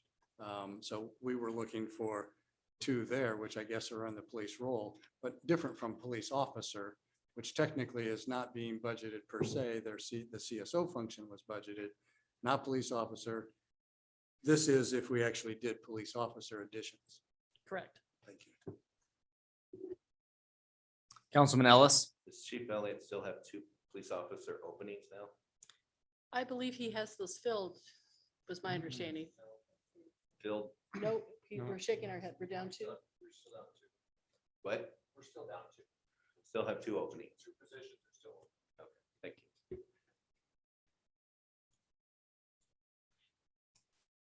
And I'm just reiterating what has been mentioned previously, particularly related to the dispatch and the police.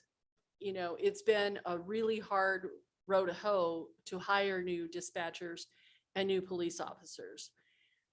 So from a prudent budgeting standpoint, it didn't make sense to add additional positions and tax people for those positions when we're very likely not able to keep a full staff at the numbers we currently have. That was conversations that I think the mayor and Brian have both echoed. Councilman Yerger. So I'm interested in knowing when the departments came in and had dialogue in the preparation of their budgets. They made their requests known as to their expenses and their budgets, but I understood from the get-go, they were told, don't bring any headcount increases. Correct. Would they have? Did they? Did they have any discussion? Did the fire department have any discussion about, we really need more firefighters? Did dispatch plead for, we need more dispatch? The discussions that I've heard behind the scenes for months now have been, dispatch personnel are overworked and we can't keep the ones that we train. And largely that's at least attributable to a couple things. They're one of the lowest paid salary grades on our payroll. It's one of the highest stress jobs that we have. You don't have them fully staffed already, so they don't get, just like the fire department, they get called back or they don't get their time off or whatever. And so people don't want to work in that environment. And so you look at that and I understand, yeah, now we have an interlocal agreement that we have to have approval to even, somebody's going to pay us for it. Well, they help cause the stress. These other agents that use our dispatch personnel, have they ever given any consideration to the stress they cause on that position? And do you agree? And did they bring those messages to City Hall and say, we need relief in that regard? Or they just were told, don't bother. We're not going to entertain increases anyway, so don't come with any requests. That's the latter is what I assumed that they were told. Don't come with any requests. If that's inaccurate, I guess I'd like to know that they came and where there was dialogue about it and we said, now we don't need them.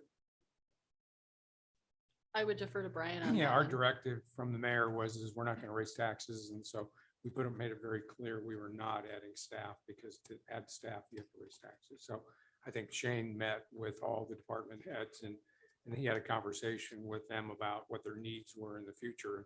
I can tell you this, everybody would like to add staff. I mean, Laura would like to add staff. Everybody would like to add staff. That's just, we've had 3 years, 4 years of that.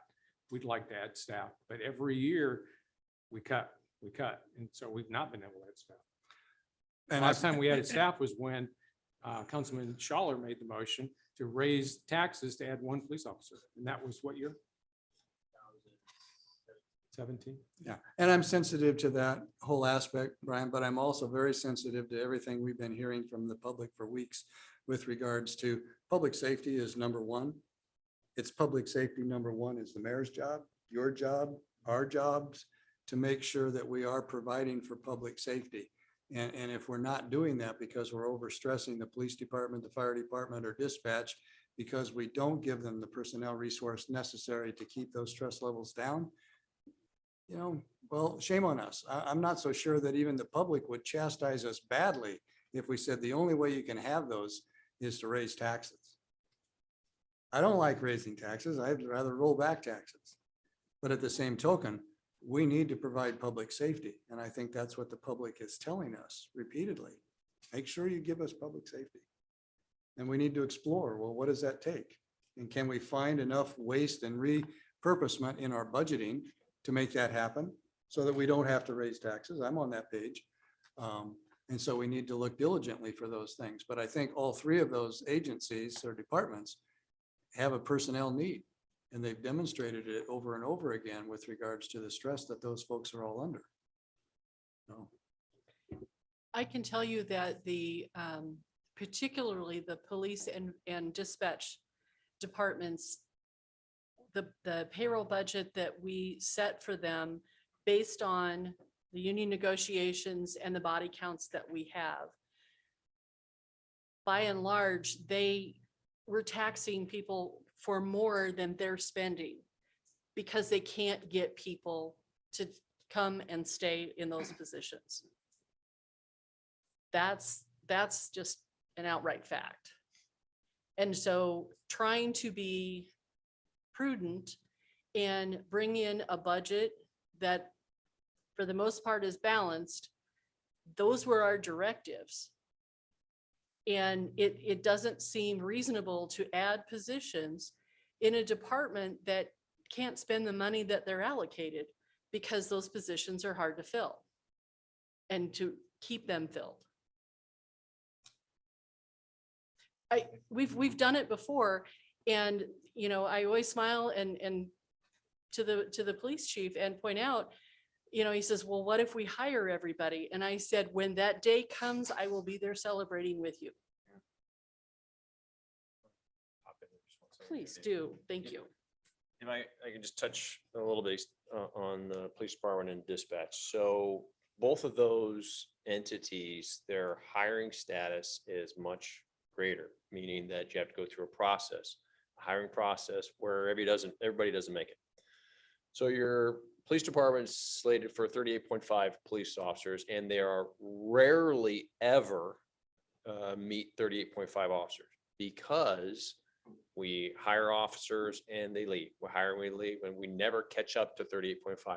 We may, I tell you, I'm with departments for 20 years, and I can count on one hand for how many months the police department has been at full staff, how many months they've been at full staff. Because as soon as we hire someone is moving to another job to do something else.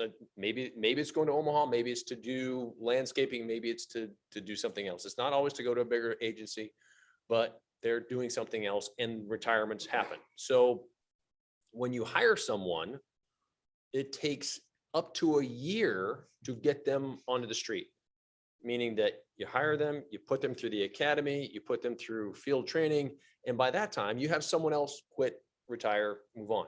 So you never get to 38.5. The only way you get to 38.5 is you overhire, meaning you hire 41 and you're come down to 38 because you never reach 41. Does that make sense? So, and the same thing with dispatch. Dispatch is a difficult, painstaking job that I would never want. And Shelley Hoserland is the gift to this thing. She really is. All right. I can't speak enough about dispatch. Those people have a specific need and skill set. All right. Not everybody can come off the street and be a dispatcher. They don't get paid very well. They work holidays, they work weekends, they're stressful, and they're dealing with prima donnas, meaning police officers and firemen. Okay. Police officers and firemen are always right when they're on the radio, even though dispatch is the one giving them the information. It is a difficult scenario. Those people are union. They negotiate their wage, and we also do comparables. Do comparables with everybody that looks like us and say, okay, here's where comparable is. And the city has to keep those police officers, dispatchers, and firemen all within a certain pay range to make it legal, or they're gonna take you to the Court of Industrial Relations, and you will be forced to pay them this. So right now, Jody's talking about, we're currently in negotiations. We are negotiating with, well, the police department and dispatch and the fire department and all of the negotiations. So we don't know what their salary is going to be. All right. So if we negotiate and the dispatchers negotiate their pay rate, I'm going to throw out a number of $18 an hour. All right. Let's just say it's hypothetically, that's what they want. And we give them that $18 an hour. Is that enough to compare to the public? Will the public come and work for you for those stressful situations for $18 an hour? I don't know, but that's what's negotiated at the table. The department heads have to look at that and say, okay, can I hire someone off the street, train them for $18 an hour to work holidays, weekends, overnights, etc. But they're stuck with the array, which means that whatever everybody else pays, we have to be in the middle. So if everybody else pays $18 an hour, $19 an hour, $17 an hour, they're stuck to the middle. They generally do not, it's not a good negotiation to say, well, we want to pay you $25 an hour, because that's not what everybody else pays. All right. If that makes sense, or if I can answer more questions, or I've given you more questions than answers, throw them out there and I'll see if I can answer that for you. But Councilman Yerger. Well, so I would just follow up. I understand what you're saying, I think, relative to the comparable pay and all of that. But I did hear you say repeatedly, it's a stressful job. They have to work nights, weekends, holidays, blah, blah, blah. Yep. They have to do that, I assume, in large measure, because if they don't have the staff to rotate those jobs so that they can get nights, weekends, or holidays off from time to time, then they work them all. And that's one of the reasons they don't stay, because you know what? I'm not working 24/7 and 7 days a week and not getting any time off. I can go someplace else for that kind of money and get at least some days off. So when I listen to that, I'm going like, that's still a sizing issue. It may be a pay issue, but then you can't do much about that because that's negotiating, comparable, or whatever. But more staff gives you flexibility. It's kind of like the same scenario for callbacks on the fire department. You know, you can say, well, they're off. Yeah, they're off until they're called back, which is repeatedly. And so if you want to keep firefighters, you can't be calling them back every time they get home and they're sit down for 10 minutes and they got to go back to the station because they're on call. It's kind of the same way with dispatch. If they never get any time off because they don't have the breadth of resource to actually schedule themselves for the amount of time that's necessary, that seems to be an issue. And so volume of personnel, training on all those, I understand all those jobs require extra training. So I'm with you on all of that. Those are specialized skill sets. You can't have anybody do it.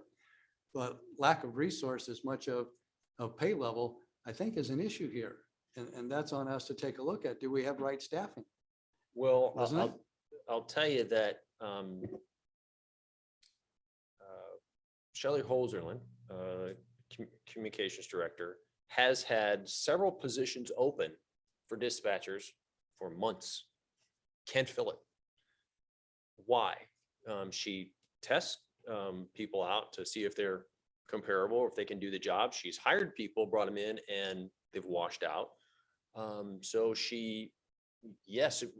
can Shelley use more people? Absolutely. But she can't hire the positions that she's trying to fill now because of those types of work environments. Everyone, I say, is hiring. Everyone's hiring. You drive through McDonald's today, and before you order your Big Mac, they're starting out at $16 an hour. We're hiring dispatchers at $18 an hour, and there's special requirements for them to come on board that not everyone can make or will do. So, but the full circle is that's what dispatch pays. And that's what the array says. And that's what's negotiated. If the dispatchers negotiate $18 an hour, is it prudent to the citizens of Fremont to say, That's not enough, folks, because we can't hire people to fill that position for $18 an hour, but that's what you negotiated. Does it make sense? You know, and I'm throwing that number out there randomly. So, you know, but it's the fill the bucket, take the bucket out. And it is a struggle to get police officers and dispatchers hired. One last follow-up, if you don't mind, Mayor. So in that regard, and the note that was covered is that, well, the city shares 65% of this cost because we have agreements with others to help pay the bill with regards to dispatch. Have they also implied anywhere along the way that dispatch personnel, the volume, not necessarily the amount we pay, but rather the volume of dispatchers needs to go up because you can't maintain and fill the jobs we have because of the time off requirements and those kind of things to stress relieve, that we don't give that because of the minimal staffing that we have? Are they on board with, would they be on board with our looking for additional resource so that people could actually have their nights, weekends and holidays off or change? Or they've said, no, we're not interested. Well, I haven't had those discussions with the county. I don't see why, and I won't speak for the county. If we sat down and said, hey, we need more dispatchers, I think the counties would certainly entertain those discussions. Okay. Shelley Hoserlin, again, 1,000 thanks to her. She can convince people, you know, of her budget needs. And if she came to the county and came to you and said, I need 4 more dispatchers, I'd listen to her because she knows what she's talking about. But if she was here now, and maybe she's online, she will also tell you that she has positions open that she's attempting to fill that she cannot fill because there's the qualified applicants are not beating down our door to come in, work holidays, weekends and nights for any length of time. And get applicants that want to work Monday through Friday, 8 to 4, but that doesn't help on Christmas.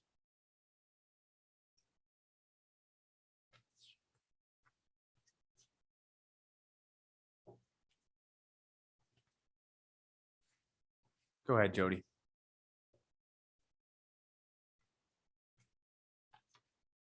I'd like to thank Shane for getting down to the nuts and bolts of it. So I apologize. Tyler, can you flip it back over? Sorry. So that's the conversation on the item 1, the personnel modifications for fire dispatch and police officers. So moving to then task 3, the other. I confess on this one, number 8 says determine the budget impact and funding sources for providing property tax relief in 1, an amount equal to, or 2, double the amount included in the prior biennial budget in order to recognize significant increases in property assessed values, or 3, the impact of reducing the levy by 2%, as Omaha has proposed. Well, we're already reducing the levy by 3.2%. Valuations are decreasing that much. Correct, but Oh, the ask, right? Yeah. the ask, Ask, not the levy. but that ends up decreasing the levy, doesn't it? No, you're right. You're right. The Excuse task me. Ask. The ask is down by 3%, by the 3.2%. That is true. So I've got that listed out incorrectly. The property tax request is down by 3.2% with leaving the levy the same. So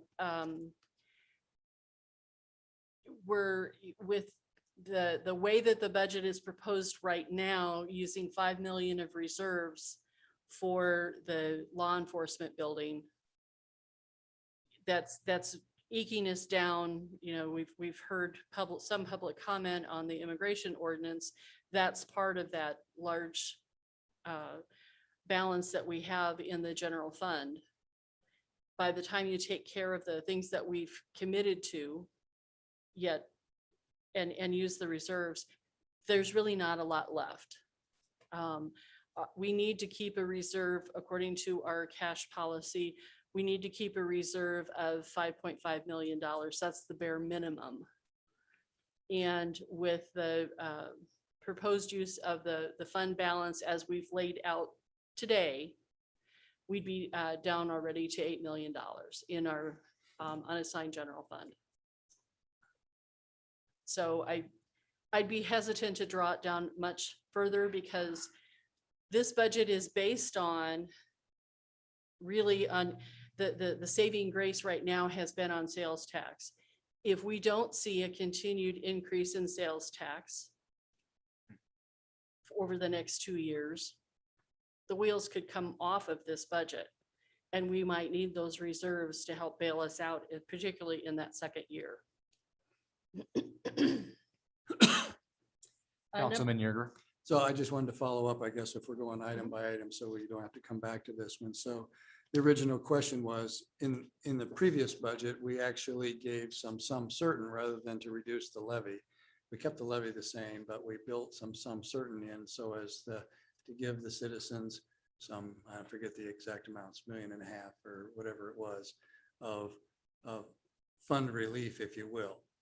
And that expired, so we're not doing that. So my question was, well, if we continue to do that, the expectation of the citizenry is my assessed values are going out of sight.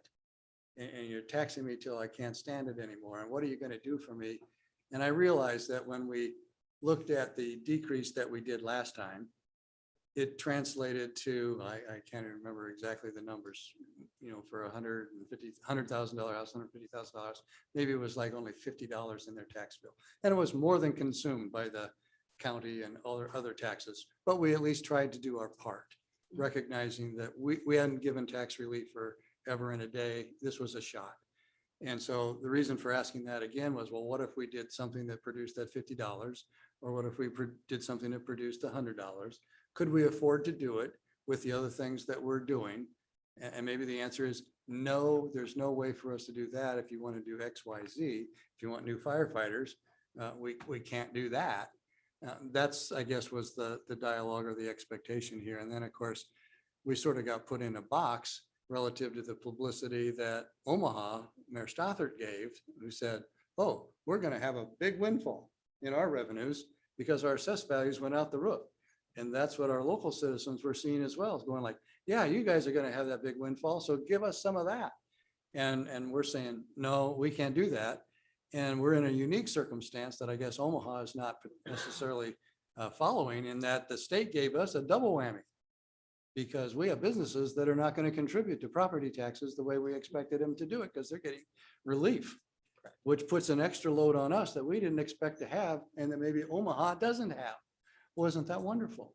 Try to explain that to the public. When we say, well, we gave you some and now we can't.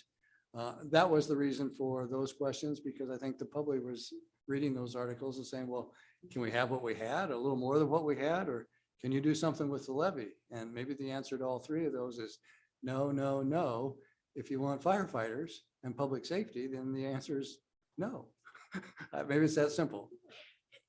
In a nutshell, it is, and you're correct in isolating public safety as the driver for that, because the other item that was requested was streets, that's funded differently. So it would be public safety that would be the increase in services that we'd be providing.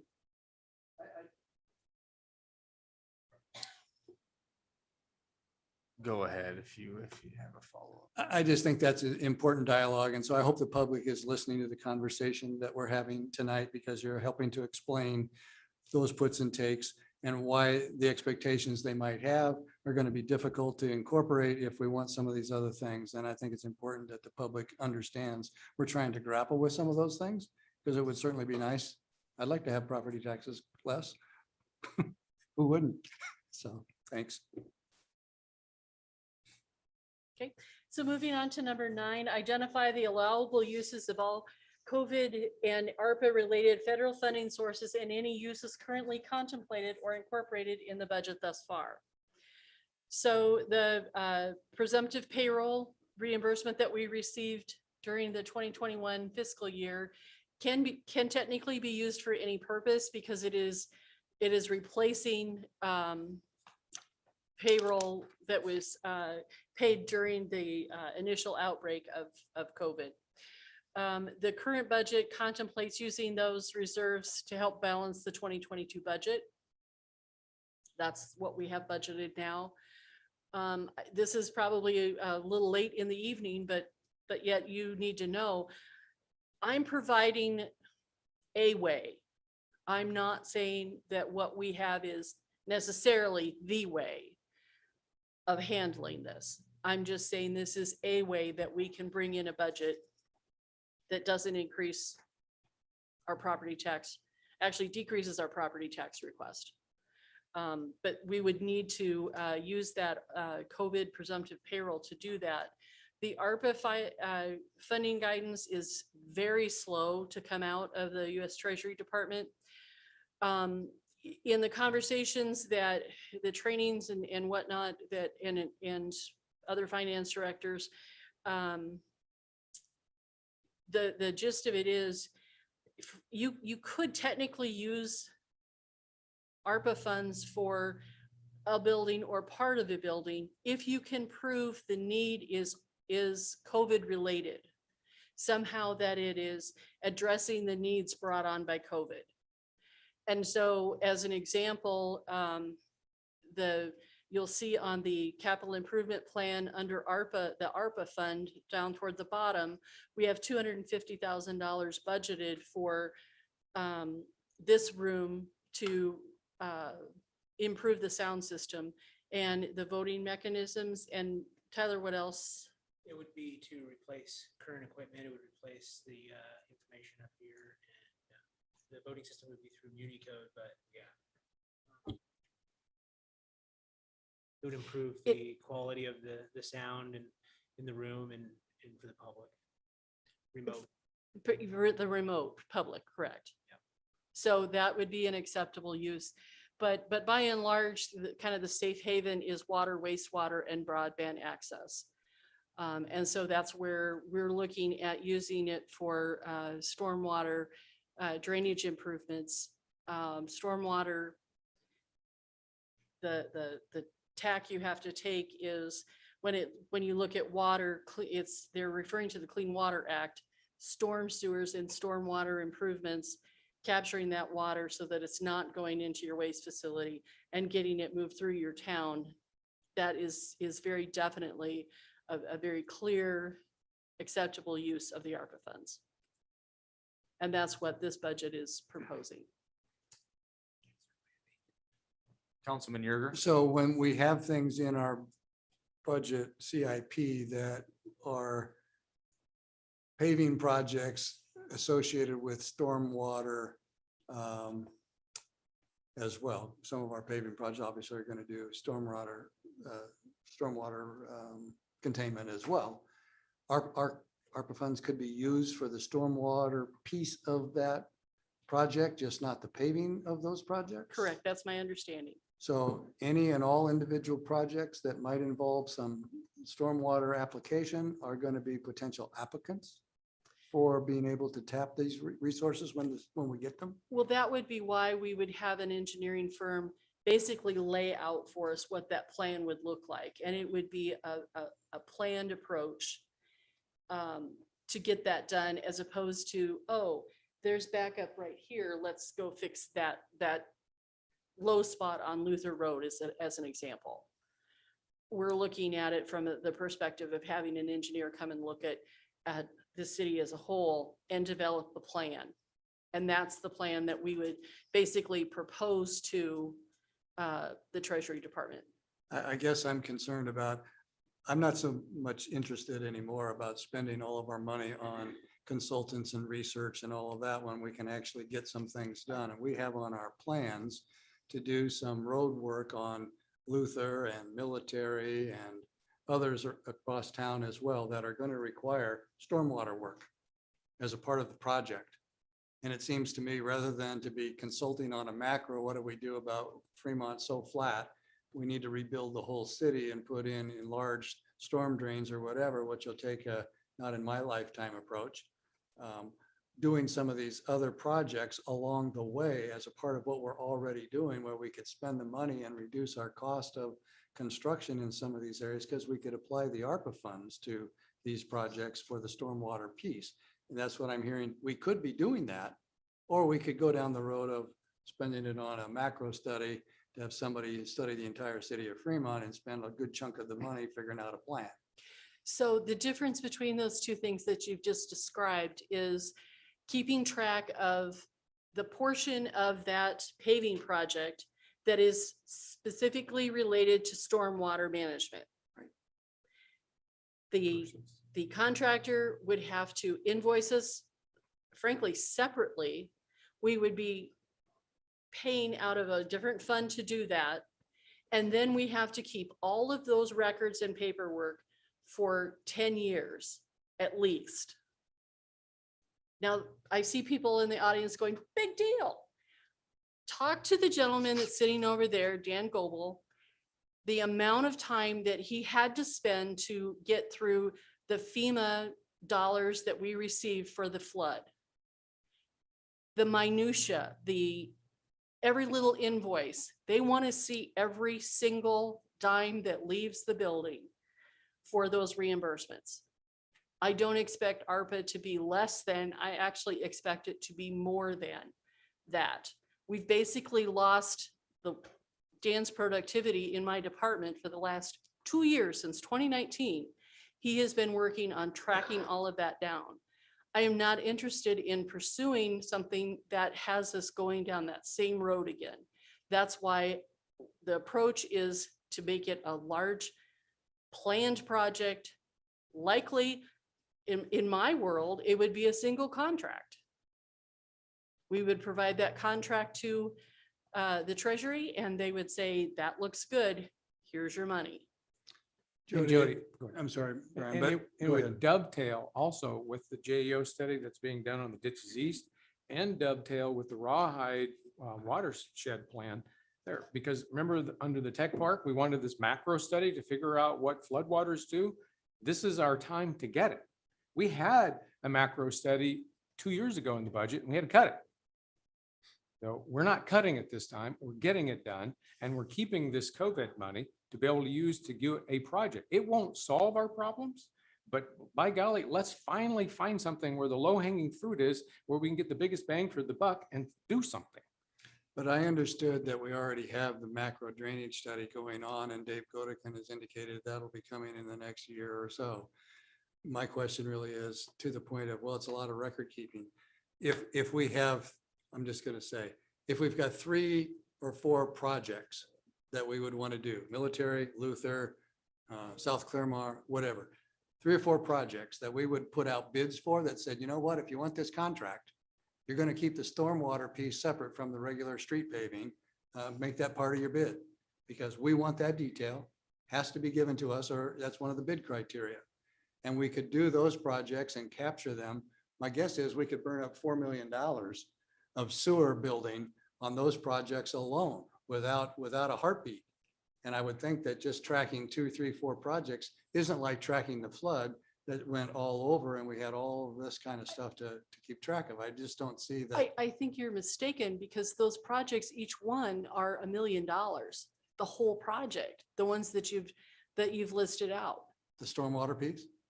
The whole project of, because these were not items that were on the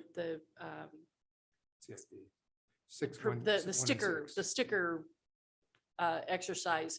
Those were projects that were over $1 million. The things that you're talking about were things that were not on that list because they weren't $1 million. The entire project is not expected to be $1 million. If you take 4 $1 million projects and say only the storm sewer piece, you're not going to come up with $4 million. I wasn't suggesting that we would end up spending it all. My question was, could we spend it on some of those projects? And I think the answer to my question is, yes, we could if we're willing to track them. Because that money could be earmarked. That is a money true could be statement. earmarked for stormwater. That is a true facility. statement. Yes. But again, it may not help in our overall plan to fight stormwater problems. It may help that neighborhood and they'll love you, But the rest of the city, when we finally get the study done, it's like, you should have spent it over here because that's the biggest impediment we have managing stormwater. Councilman Legban. I was gonna say the same thing, that here we have a chance, and people have told us over and over again that we need to take care of drainage in the city. Here's our chance. We have a professional come in and show us, tell us, you need to do this, you need to do that, go through, clean out these drainage ditches, whatever they say. Here's our chance to do it and show the people we're trying to manage the wastewater, the problem of this wastewater and the rainfall. We're trying to do that. I think this is the stormwater. This is perfect for what we're looking at. And if we have extra, or if we go to some of these places where you could work on the road while we're doing that, great. But here's our chance to do a thorough study from one end of the town to the other. Let's do it right. Let's not piecemeal it and make a mess of things. Let's just do it right.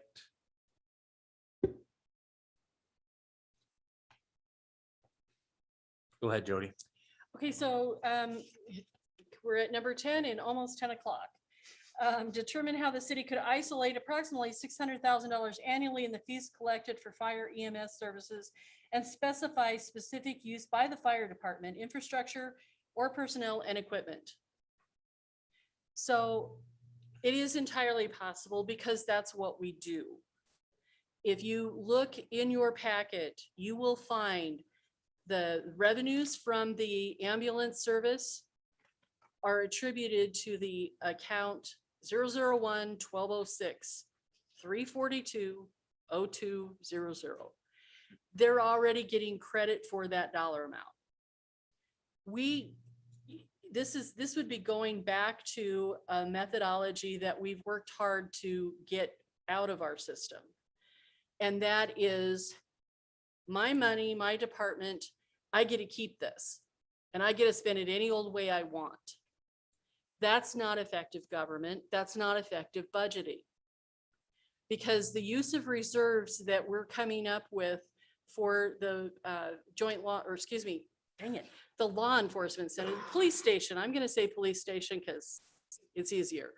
The police station, that $5 million, if we had allowed each department to keep what, quote, they raised, the money that they earned, the police department does not make that. The police department uses property tax to fund them, as does the fire department and most funds in the city. Most departments in the general fund, with one exception, and that's the building inspections department. With the building permits that we have right now, it's close, but it's possible that it's a Department 1004 actually could be self-funded and not use any property tax. Every other department uses property tax. And by letting those, not designating little piggy banks here and there, gives the city council the flexibility to use those reserves that are generated for whatever the needs are determined to be at the time those reserves are spent. So it is physically possible to do that, but it underscores the notion that somehow those are fire funds when they're using property tax more than many of the city departments. Councilman Yerger. So because your earlier price out that you were discussing earlier for the firefighters was less than $500,000. And since I was approached by this concept, and that's one of the reasons that it was discussed at the public meeting, and I added it to the list of 10 things, is that $500,000 is less than the $600,000 that the fire department brings in through these fees on an annual basis. That is, those funds alone would sustain the firefighter that we're attempting to hire. And why can't those funds be used for that purpose? Because they are already being used to support the existing personnel at the fire department. For payroll? Yes, and all of the other equipment, yes. And everything else. yes. It automatically So- goes to the fire department, not to the Yes. general fund to use across anything that the city wants to spend. They go specifically for the fire department. So I would direct your attention, I could call it up if you'd like, but it's a worksheet that would bore the bejesus out of you. But what it shows is when we do the outside fire contracts, what that worksheet does is say, what does our fire department cost us? What funds do they bring in for themselves? Including ambulance, including the amount that's coming over for, from public safety sales tax, all of those things. Now, what's left to still fund? That amount is how we decide what those contracts will cost us, because that's the amount of the property tax levy that is attributable to the fire department right now. It's not, that money that comes in is not just extra money. No, I didn't mean to imply that it was. I just wanted to make sure that the implications were in the discussions that I had was that the money goes into the general treasury rather than it goes specifically for the fire department's use. If you're telling me that's not true, it goes into the general treasury earmarked for fire department.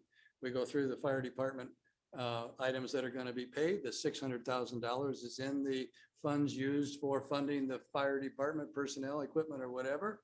Then it's different than the expectation was. It just gets lost in the general fund and spent on anything and everything. So you're telling me that statement's false. We specifically do spend it on fire department already. Each department that gets that amount, gets the amount that they're, whatever Tyler gets the amount that's collected for dog licenses because his department collects dog licenses. Right, but in this case, the $600,000 that the fire department collects through fees and charges, et cetera, which is not enough to cover their costs, but it's what we charge. That specifically goes into refunding the fire department's needs and only their needs. Yes. Thank you.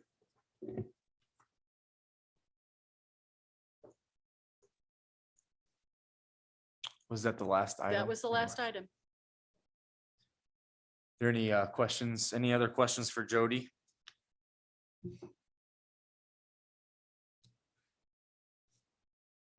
Moving on to item 3, 2021-2023 biennial budget discussion recommendations and amendments.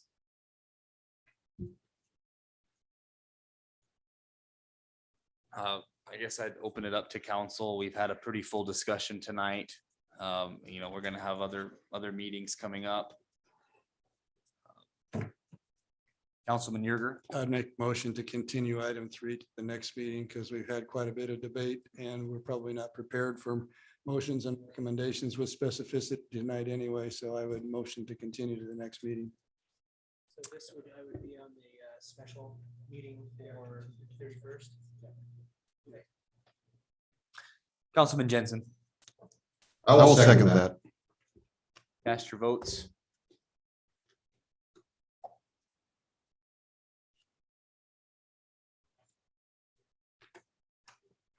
Motion carries 7-0, Mayor. Take a motion to adjourn. Councilman Jensen. Make a motion to adjourn. Councilman Sukram. Second. Cast your votes.